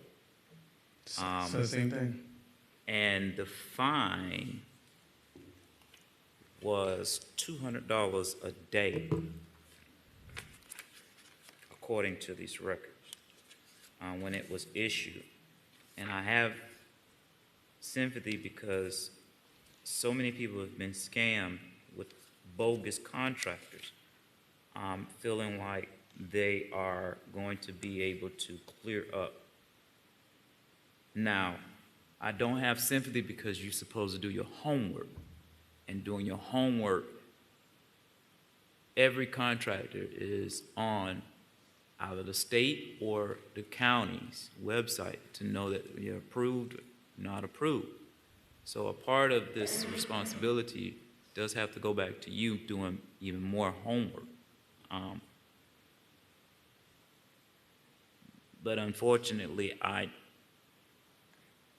do feel sympathy for you. So the ruling I have is I'm going to trying to get a percentage, so I'll be able to give you the percentage in which I'm going to go.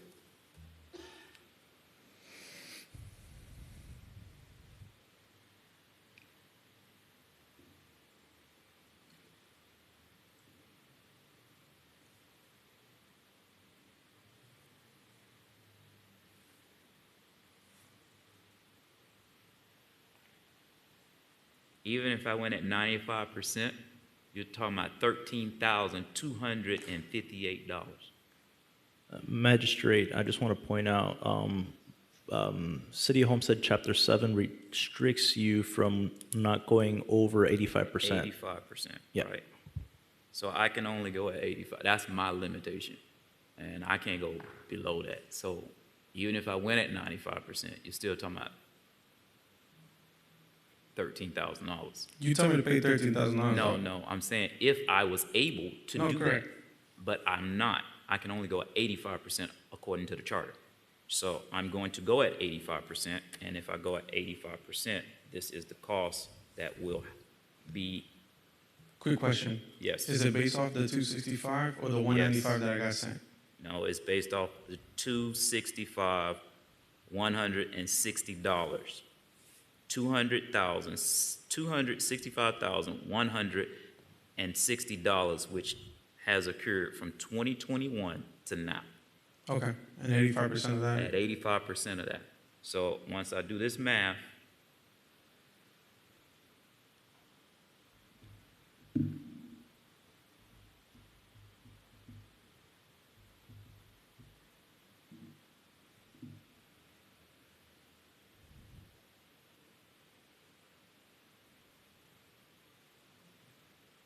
that's $39,774.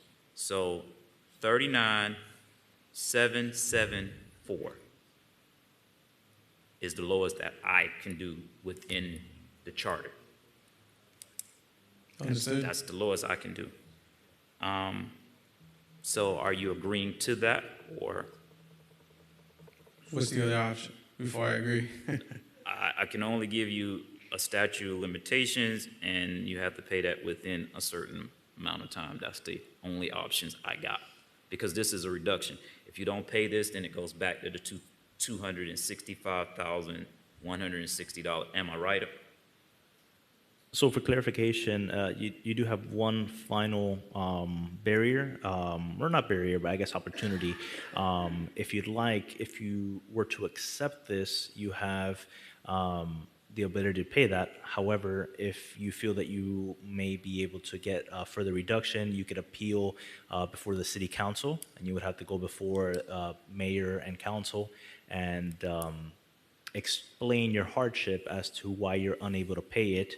And then they could consider further reduction, or they could uphold the current reduction, or they could raise it to a different amount.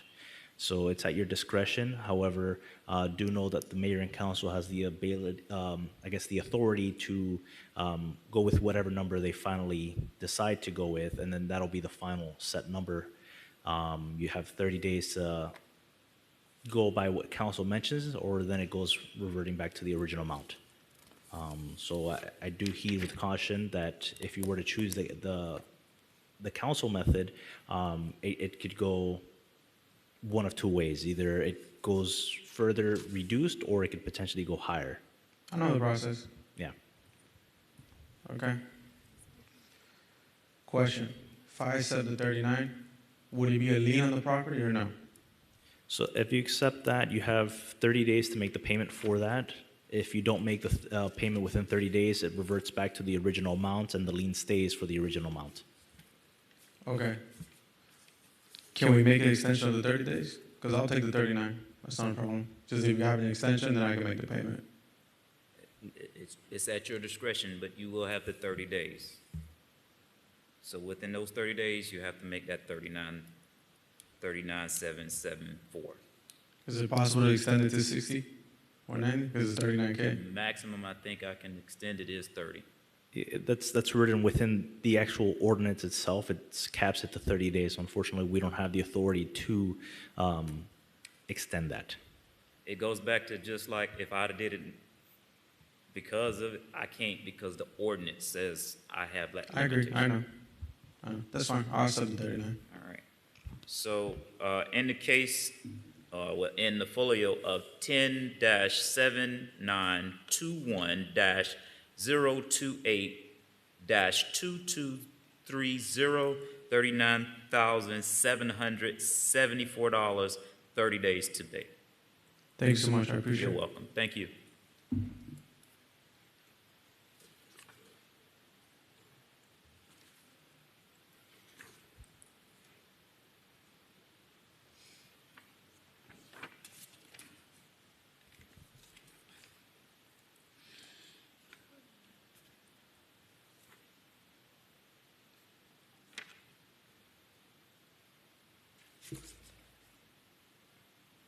Now returning to the agenda order for the remaining cases.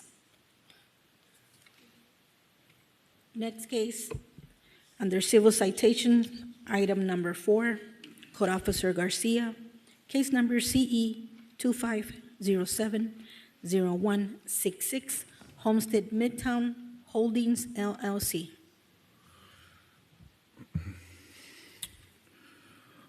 Citation was issued to Homestead Midtown Holdings LLC. Property address is 3000 Block Northeast A Street. Citation was issued on July 11, 2025 for code sections 19-21. Can you just pause just for 1 minute, Yes, sir. please?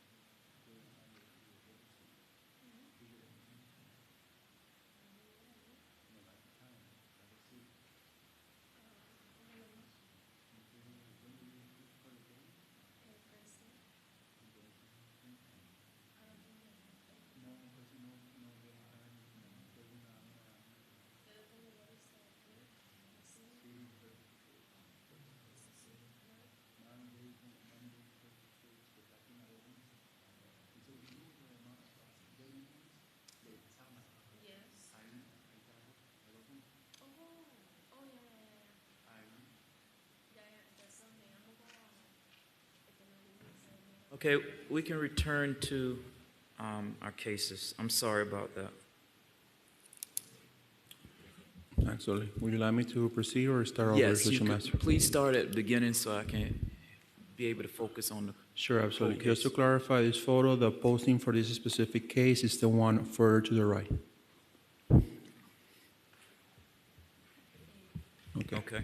So again, from the start, Special Master, citation was issued to Homestead Midtown Holdings LLC. The property address per the police report is 3000 Block Northeast 8th Street. Citation was issued on July 11, 2025 for code sections 19-21 and 19-23 noise ordinance violation. The location of violation is the vacant lot under construction under folio 10-7916-001-0085.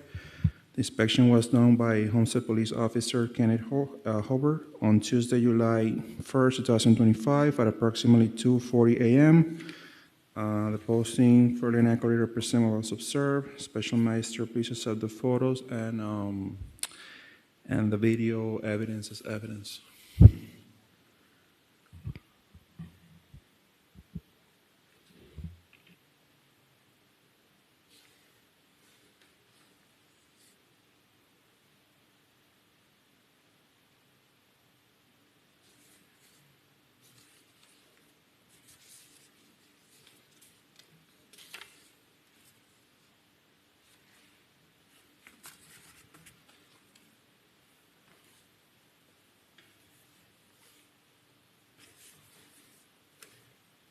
Is this supposed to have volume or?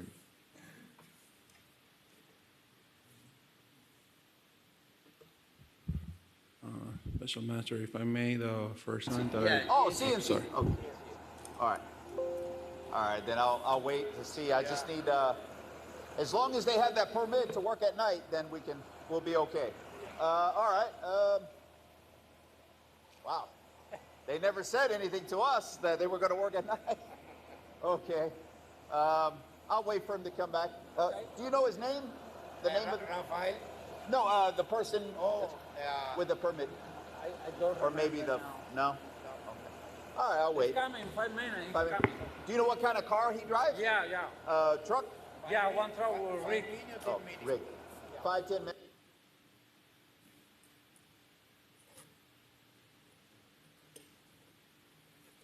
All right, accept. All right. Is anyone here to represent Homestead Midtown Holdings LLC? All right. I'm just going to go ahead and rule. In case number CE. Wow. Tell you, when you get older, your eyes can't see too good.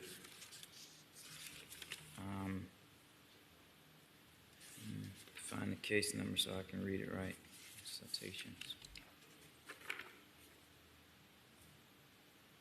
Case number CE 25070166, $1,000 fine, 30 days to pay. No, I think it says here, right? Wait a minute.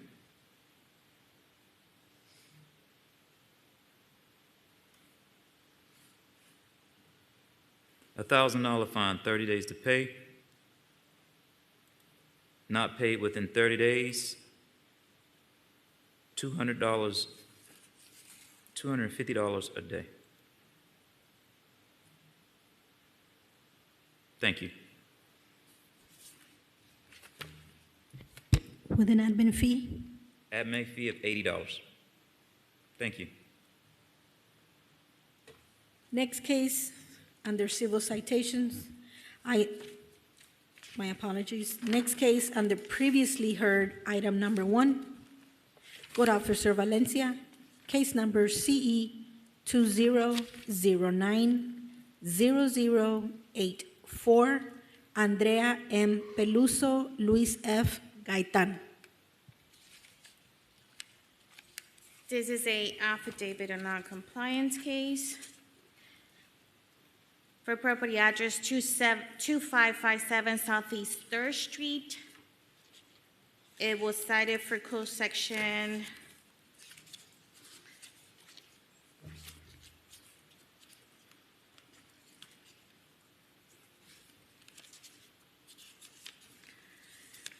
(6-36), failing to obtain any permit required by code for work done on premises. And what they did is they installed accordion hurricane shutters without a permit. The case was heard on November 2nd of 2023. They were given until November 18, 2023 to comply.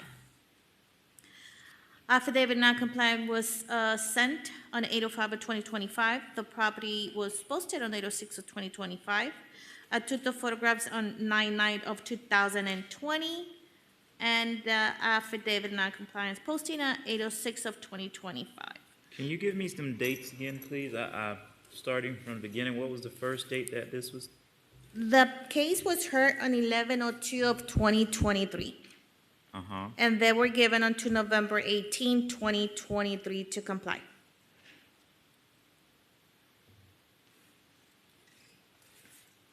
The case is from 2000.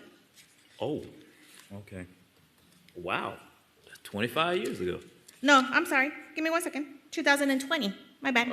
All right. 2020, September 2020.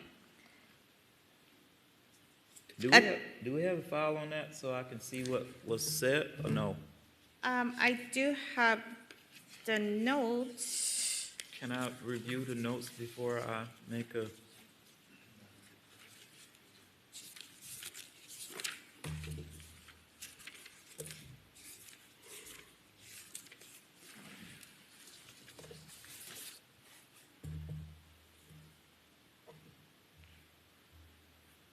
Thank you.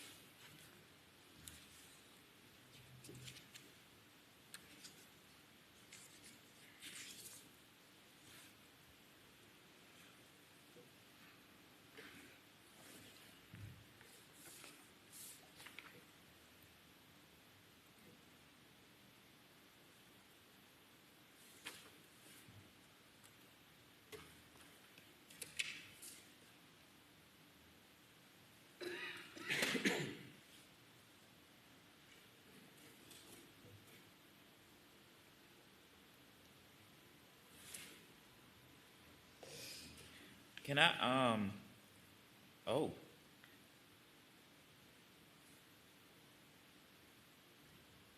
Can I go back on this because,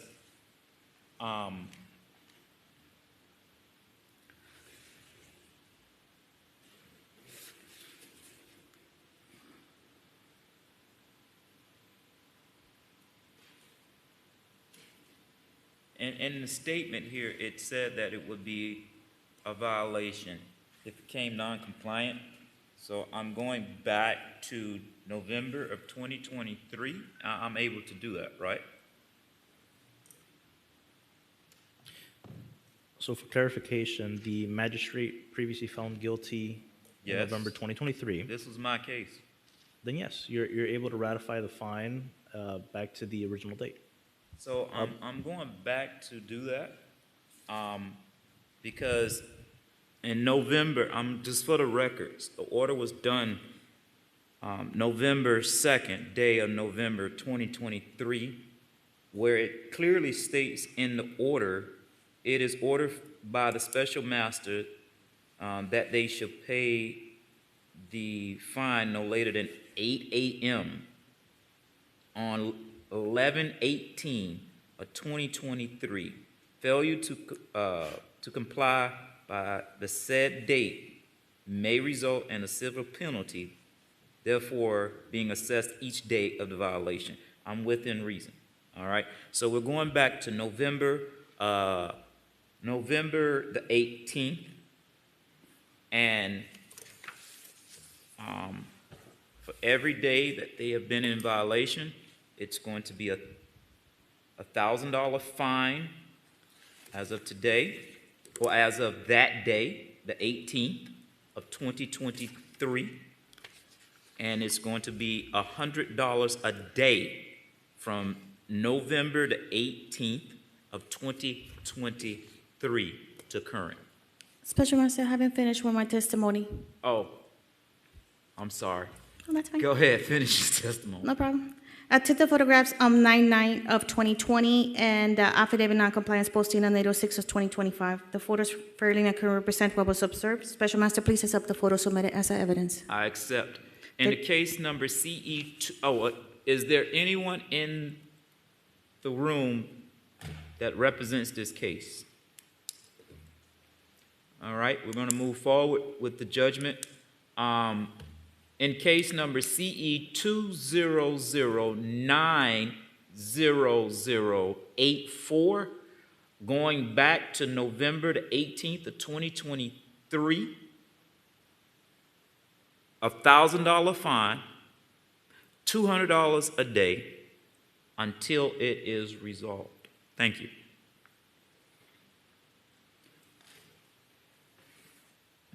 Next case, under previously heard, item number 3, Code Officer Valencia, case number CE 2502-0040, Petrol Lane Gas Service, AmeriGas PR.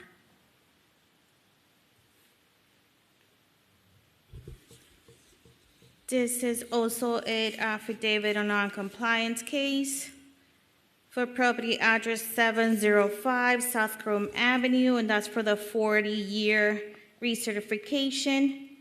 The case was heard on July 3rd of 2025. and they were given until July 11th of 2025 to comply. Affidavit of non-compliance was sent and also posted on 8/05 of 2025. I don't have no pictures due to it's a 40-year recertification. They applied for the permit on January 5th of 2024, but nothing has been done. Do you have the statement from the last hearing?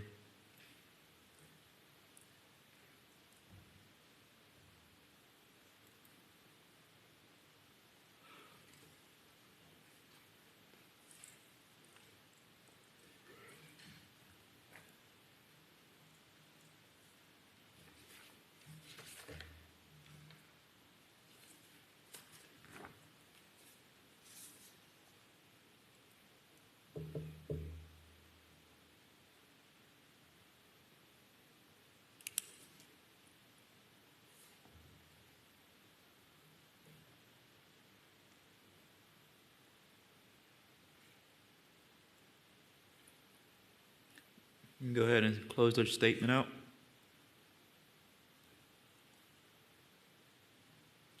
Can you go ahead and close out your statement? Yeah, the only picture that I have is the affidavit of non-compliance posting that it was on 8/06 of 2025. I accept the picture. I accept the statement. Anybody here to represent this case in that decision? Here in the statement again, it gave them until 8 a.m., 7/11 of 2025. I'm going back to that date, 7/11 of 2025. I'm going to do a $1,000 fine.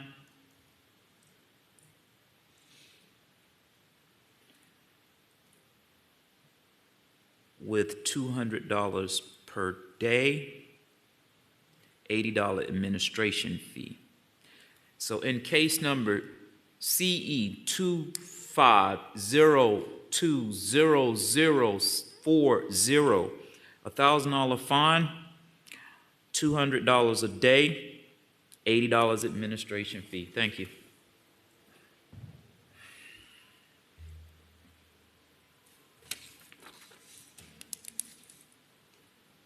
Starting July 11, 2025, sir. Yes, July 11th.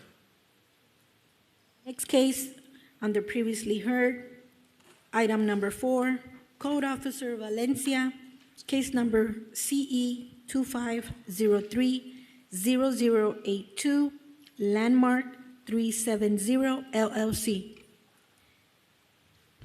This is also a affidavit of non-compliance. Property address 2370 Southeast 27th Drive, Free Code Section 6-36. Failing to obtain any permit required by code for work done on premises. And what they did is they installed pavers at the rear of the property. The case was heard on May 22nd of 2025, and they were given until 6/7 of 2025 to comply. Affidavit of non-compliance was posted and sent on 7/23 of 2025. As of today, no permit in the system. I took the photographs on 3/10 of 2025, and also the summons to appear on 4/15 on 2025, and affidavit of affidavit of non-compliance on 7/23 of 2025. The photos for your neck represent what was observed. Special Master, please accept the photos submitted as evidence. Accepted. Anyone here to represent case number CE 250300082? In that case, let's move forward. Here too, dating back to, it states 8 a.m.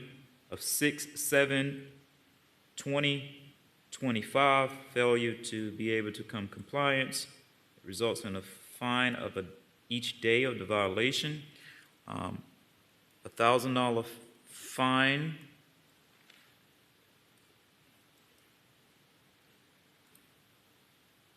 $200 a day, $80 administration fee. I'm going to go ahead and rule in the case. CE 25030082, $1,000 fine, $200 a day fine, $80 administration fee. Thank you. Have a great day. Under civil citations, item number 6, Code Officer Palmer, case number CE 2507-0232, Masal Investments 36 LLC. The citation was issued to Mazal Investments 36 LLC. The violator was cited on July 15th, 2025. The property in violation is 1036 Northeast 3rd Avenue for code section violation 23.5-5, improper garbage disposal. The citation was mail certified and posted. Citation has not been paid, and the violation was corrected by the Solid Waste Department. The posting date of July 15th, 2025. The photos fairly and accurately represent what was observed. Special Master, please accept the photos submitted as evidence. Accepted. This is a citation issue for continuous excessive bulk trash put out days or weeks prior to the scheduled pickup. Anybody here to represent case number CE 2507-0232? In that case, let's move forward. Fine of $1,000, 30 days to pay it. Thank you.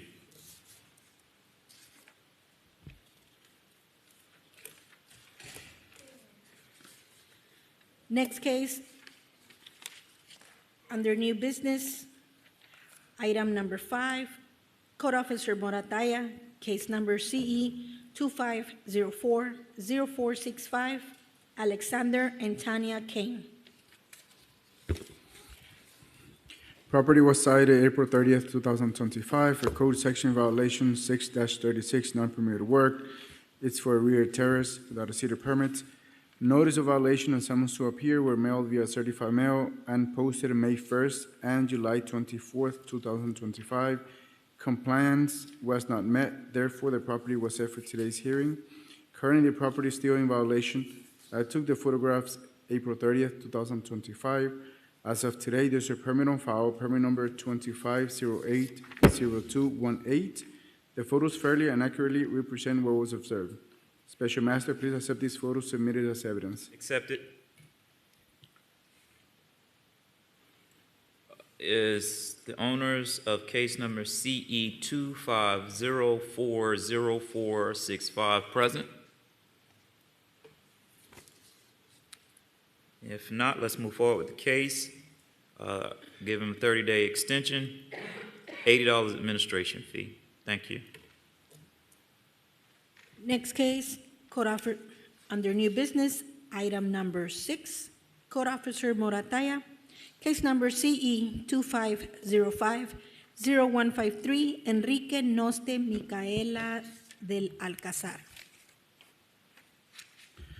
This property was cited May 9th, 2025 for code section violation 6-206, 6-207, erecting and maintaining a fence without a permit, and 6-36 for not being in compliance with an issue permit with the city. The notice of violations and summons to appear were mailed via certified mail and posted May 10th and July 24th, 2025. Compliance was not met, therefore the property was set for today's hearing. Currently, the property is in violation. I took the photographs May 9th, 2025. As of today, there's a permit for the fence, which is permit number 2507-0152, and for the terrace is 2507-0137. The photos fairly and accurately represent what was observed. Special Master, please accept these photos submitted as evidence. Accepted. Is the owners for case number CE 2505-0153 present? In that case, let's move forward. 30 days, $80 administration fee. Next case, under new business, item number 7, Code Officer Valencia, case number CE 24030166, Barrios Brothers Investment LLC.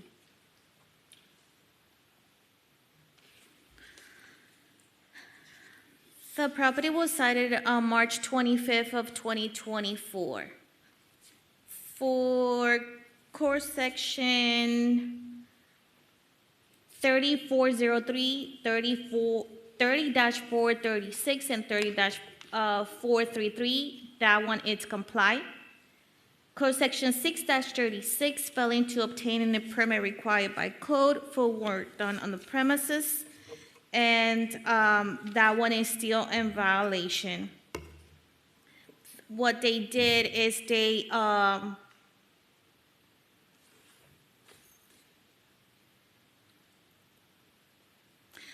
correction, Special Master, 30-403 and 30-436, 30-433, that one is still in violation. That is what they did is they put gravel around the property.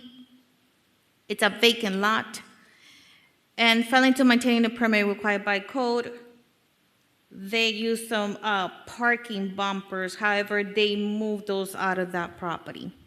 The notice of violation was mailed regular and certified on 3/26 of 2025. The service was received on 3/30 of 2025. Compliance was not made, therefore the property was set for tonight's hearings on 7/24 of 2025. Compliance was not made, the summons to appeal was made regular and certified on 7/24 of 2025. Currently, the property is in violation. I took the photographs on 7/24 of 2025. The photos fairly and accurately represent what was observed. Special Master, please accept the photos submitted as evidence. Accepted. The notice of violation, the previous officer sent it on 3/26 of 2024.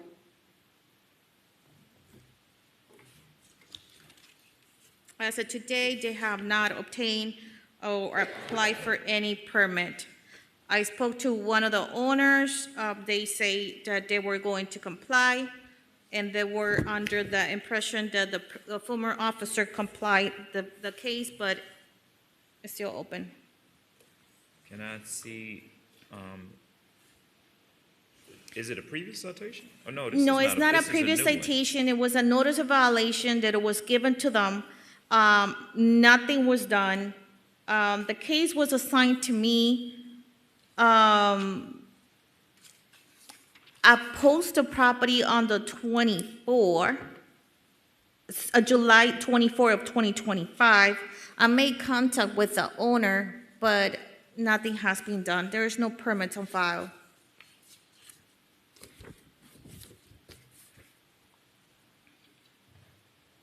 Okay.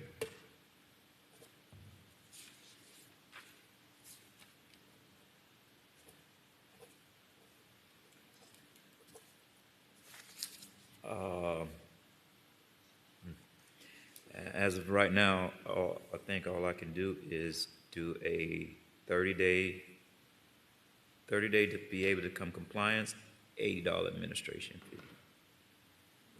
Is anybody here for case number CE 2403-0166?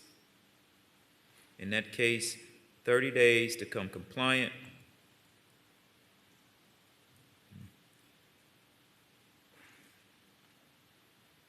Next case under. Oh, wait. Sorry.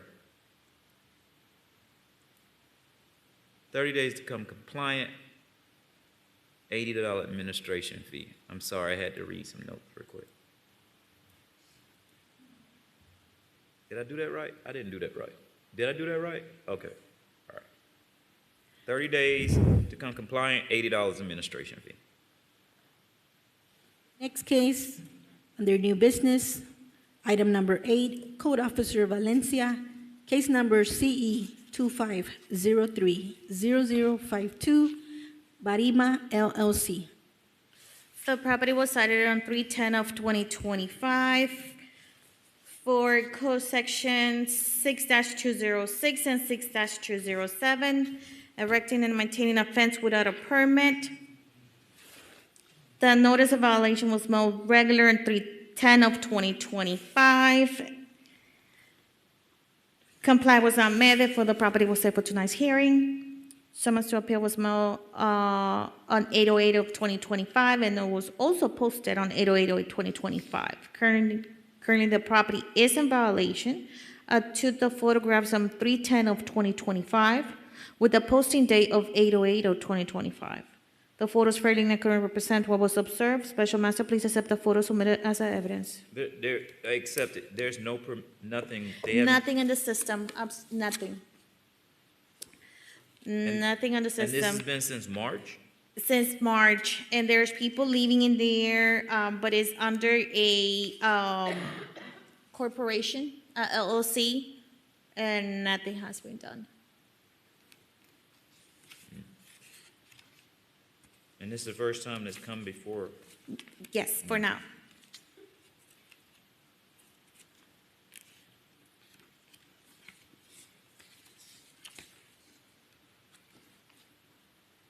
Sorry, 30 days 30 days to come compliance.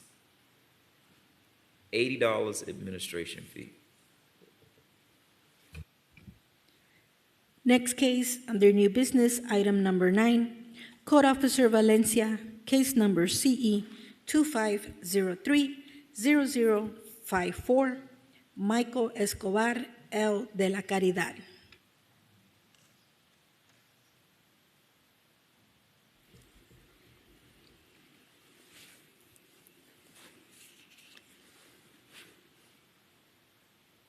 Give me a few seconds, please.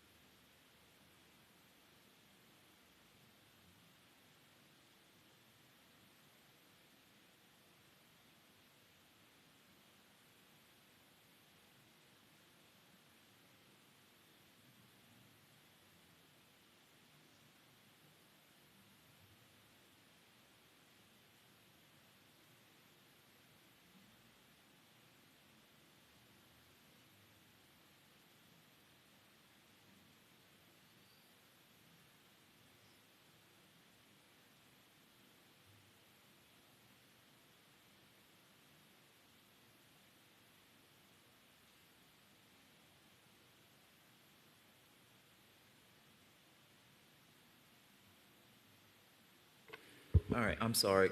We can go ahead and go back to the case. Sorry about that. I just had to get some clarification. For CE 2503-0054, this is in compliance. Oh, wow. Okay.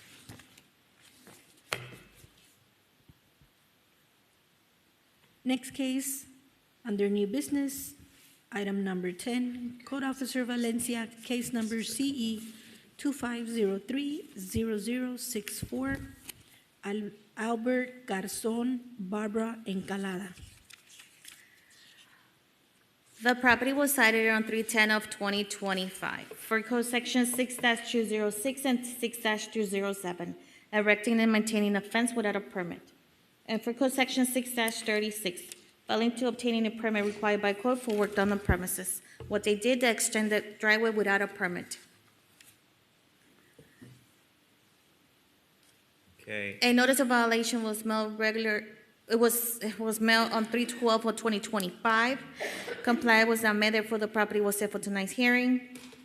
Summons to appeal was mailed regular on 8/06 of 2025. Currently, the property is in violation. Both permits are just an apply status one since January and the other one since July. I took the photographs on 3/10 of 2025, and the posting of the summons to appear on 8/6 of 2025. The photos further represent what was observed. Special Master, please accept the photos submitted as evidence. Accepted. 30 days to come compliance, $80 administration fee.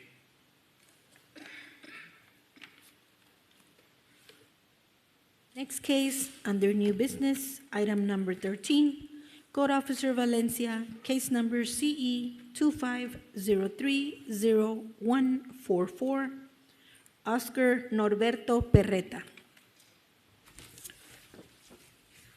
The property was cited on 3/17 of 2025 for code section 29-61, cutting or removing a tree without a permit, and 6-36, failing to obtaining a permit required by code. And they installed pavers at the rear of the property without a permit. A notice of violation was mailed regular and certified on 3/17 of 2025. Currently, the property is in violation. I took the photographs on the 3/17 of 2025 and also on 8/08 of 2025. The photos fairly accurately represent what was observed. Please accept the photos submitted as evidence, Special Master. Accept. The tree removal permit, they obtained it on 4/22 of 2025, which is 29-61. That one is complied. The only one is still pending is 6-36. Case number CE 25030144, 30 days to come compliance, $80 administration fee.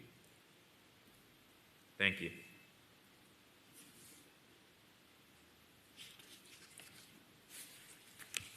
Next case, under new business, item 15, Code Officer Chapelli, case number CE 25050091, Homestead Management.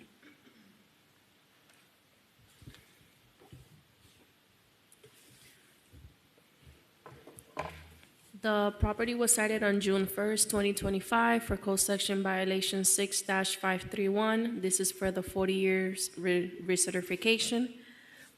Notice of violation was mailed regular and certified on June 5, 2025. Compliance was not met, therefore the property was set for tonight's hearing.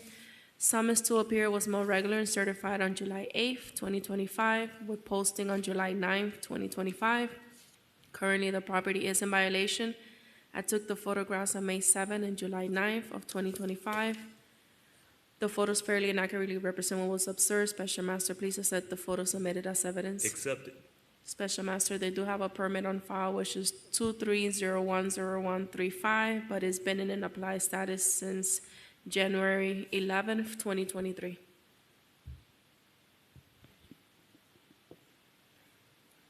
All righty. Case number CE 25050091, 30 days to come compliance, $80 administration fee. Thank you. Next case, under new business, item 17, Code Officer Chapelli, case number CE 25050374, NPR Management Services, Inc.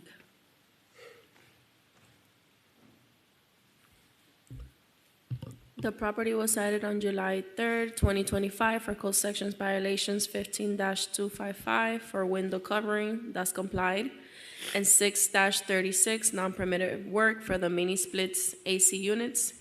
Notice of violation was mailed regular and certified on May 29th, 2025. Compliance was not met, therefore the property was set for tonight's hearing. Summons to appear was mailed regular and certified on July 3rd, 2025, with posting on July 6th, 2025.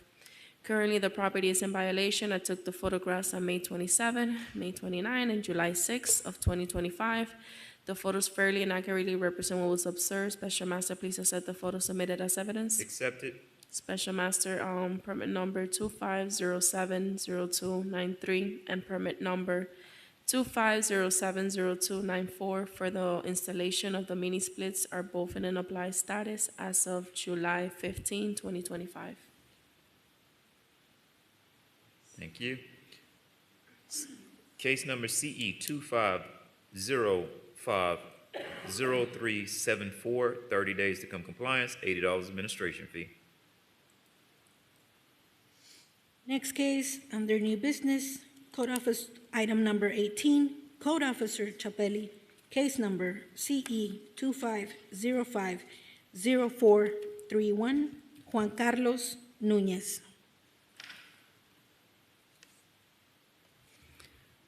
The property was cited on June 1st, 2025 for code section violation 6-36, non-permitted work for the screen terrace.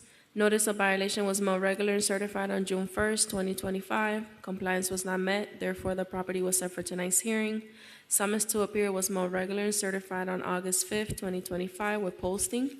Currently, the property is in violation. I took the photographs on May 27 and June 2nd of 2025. The photos fairly and accurately represent what was observed. Special Master, please accept the photos submitted as evidence. Accepted. Special Master, as of today, no permits on file, and I also emailed permitting department just to see if there's any permits from the old system that they had on file, and they did email me back saying that there was no permits. They went back to 1992 to 2004 with the old system, and now with the new system, and there's no permits on file for the terrace. And when was this? The house built? No, when was the I guess the citation, not citation, whatever. The notice? Yes, the notice was given. It was given on June 1st of 2025. Okay. 30 days to come compliance, $80 administration fee. For case number CE 25050431, 30 days to come compliance, $80 administration fee. Next case, under new business, item 22, Code Officer Chapelli, case number CE 25060275, Proud Betty Criswell. Well.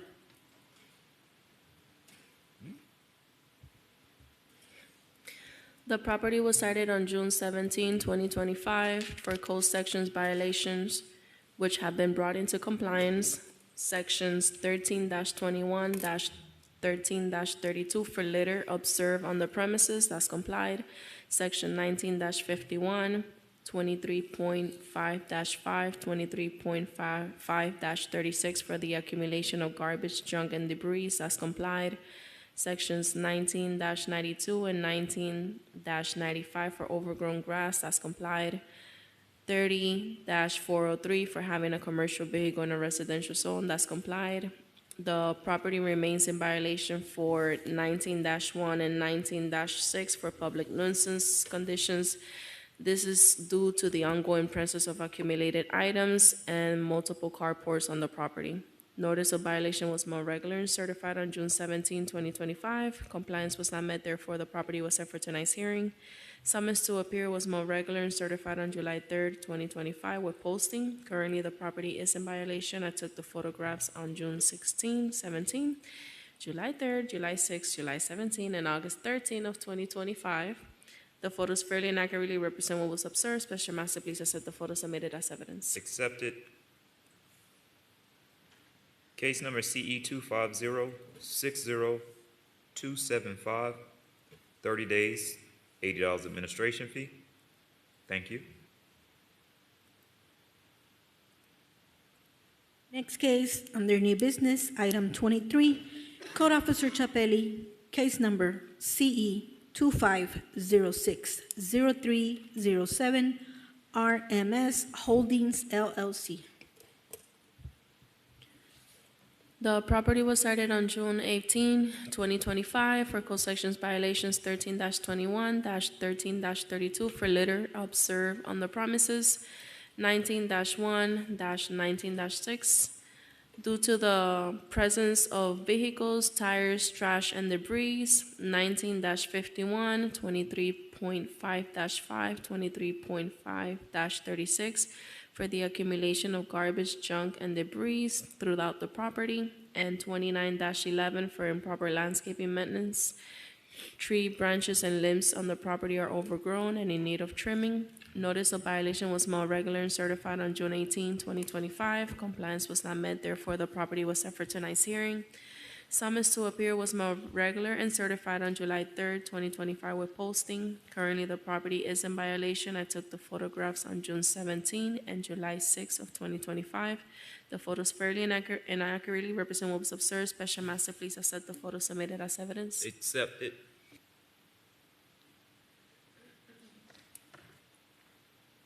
Case number CE 250.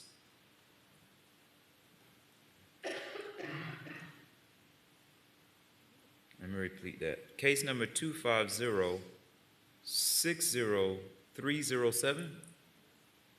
30 days, 30 days to come compliant, $80 administration fee.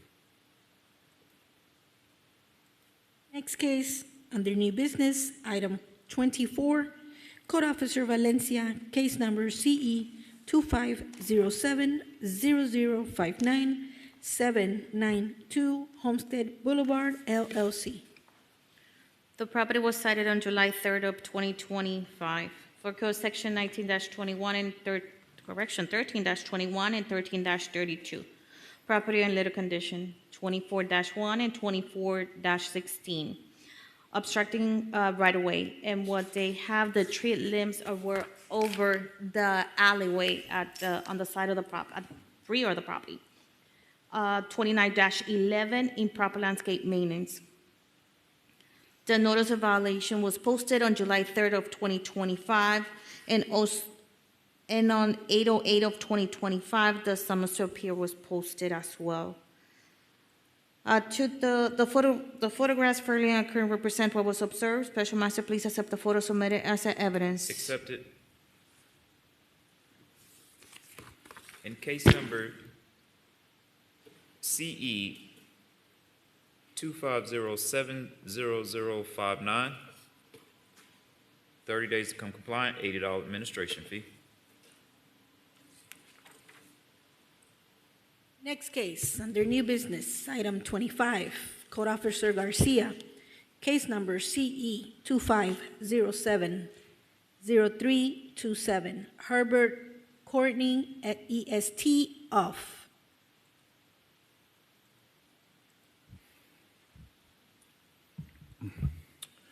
The property was cited on July 18, 2025 for code section violations 15-133, depreciation of surrounding property, which is the dirty walls and the new roof, and 15-114, accessory structure in disrepair, which is in this case the rear pool screening, which is in disrepair. The notice of violation was mailed and posted on July 18, 2025. Compliance was not met, therefore the property was set for tonight's hearing. Currently, the property is in violation. I took the photograph on July 18 and August 2nd, 2025. The photos fairly and accurately represent what was observed. Special Master, please accept the photos as submitted as evidence. Accepted. In case number CE 250-70327, 30 days to come compliant, $80 administration fee. Thank you.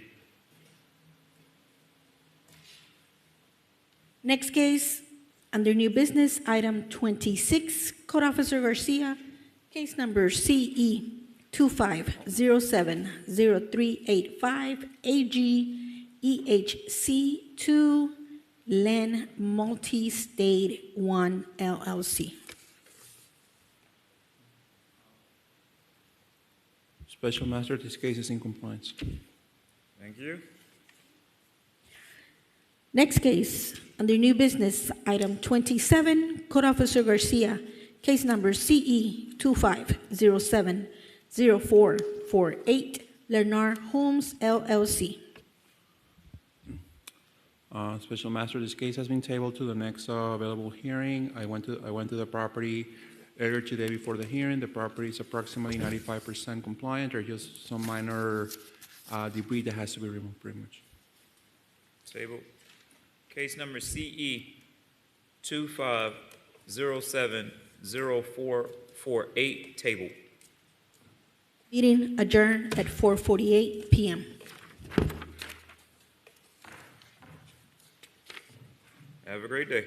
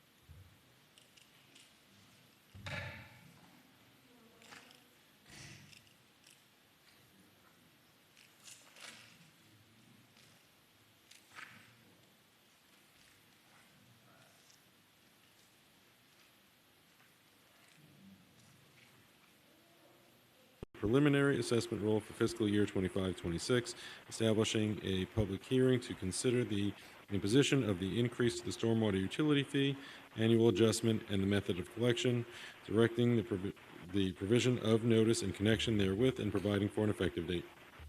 Any objection to waiving the staff report on this item? All right, it's moved by Councilman Cannonball, seconded by Councilwoman Avila with a comment.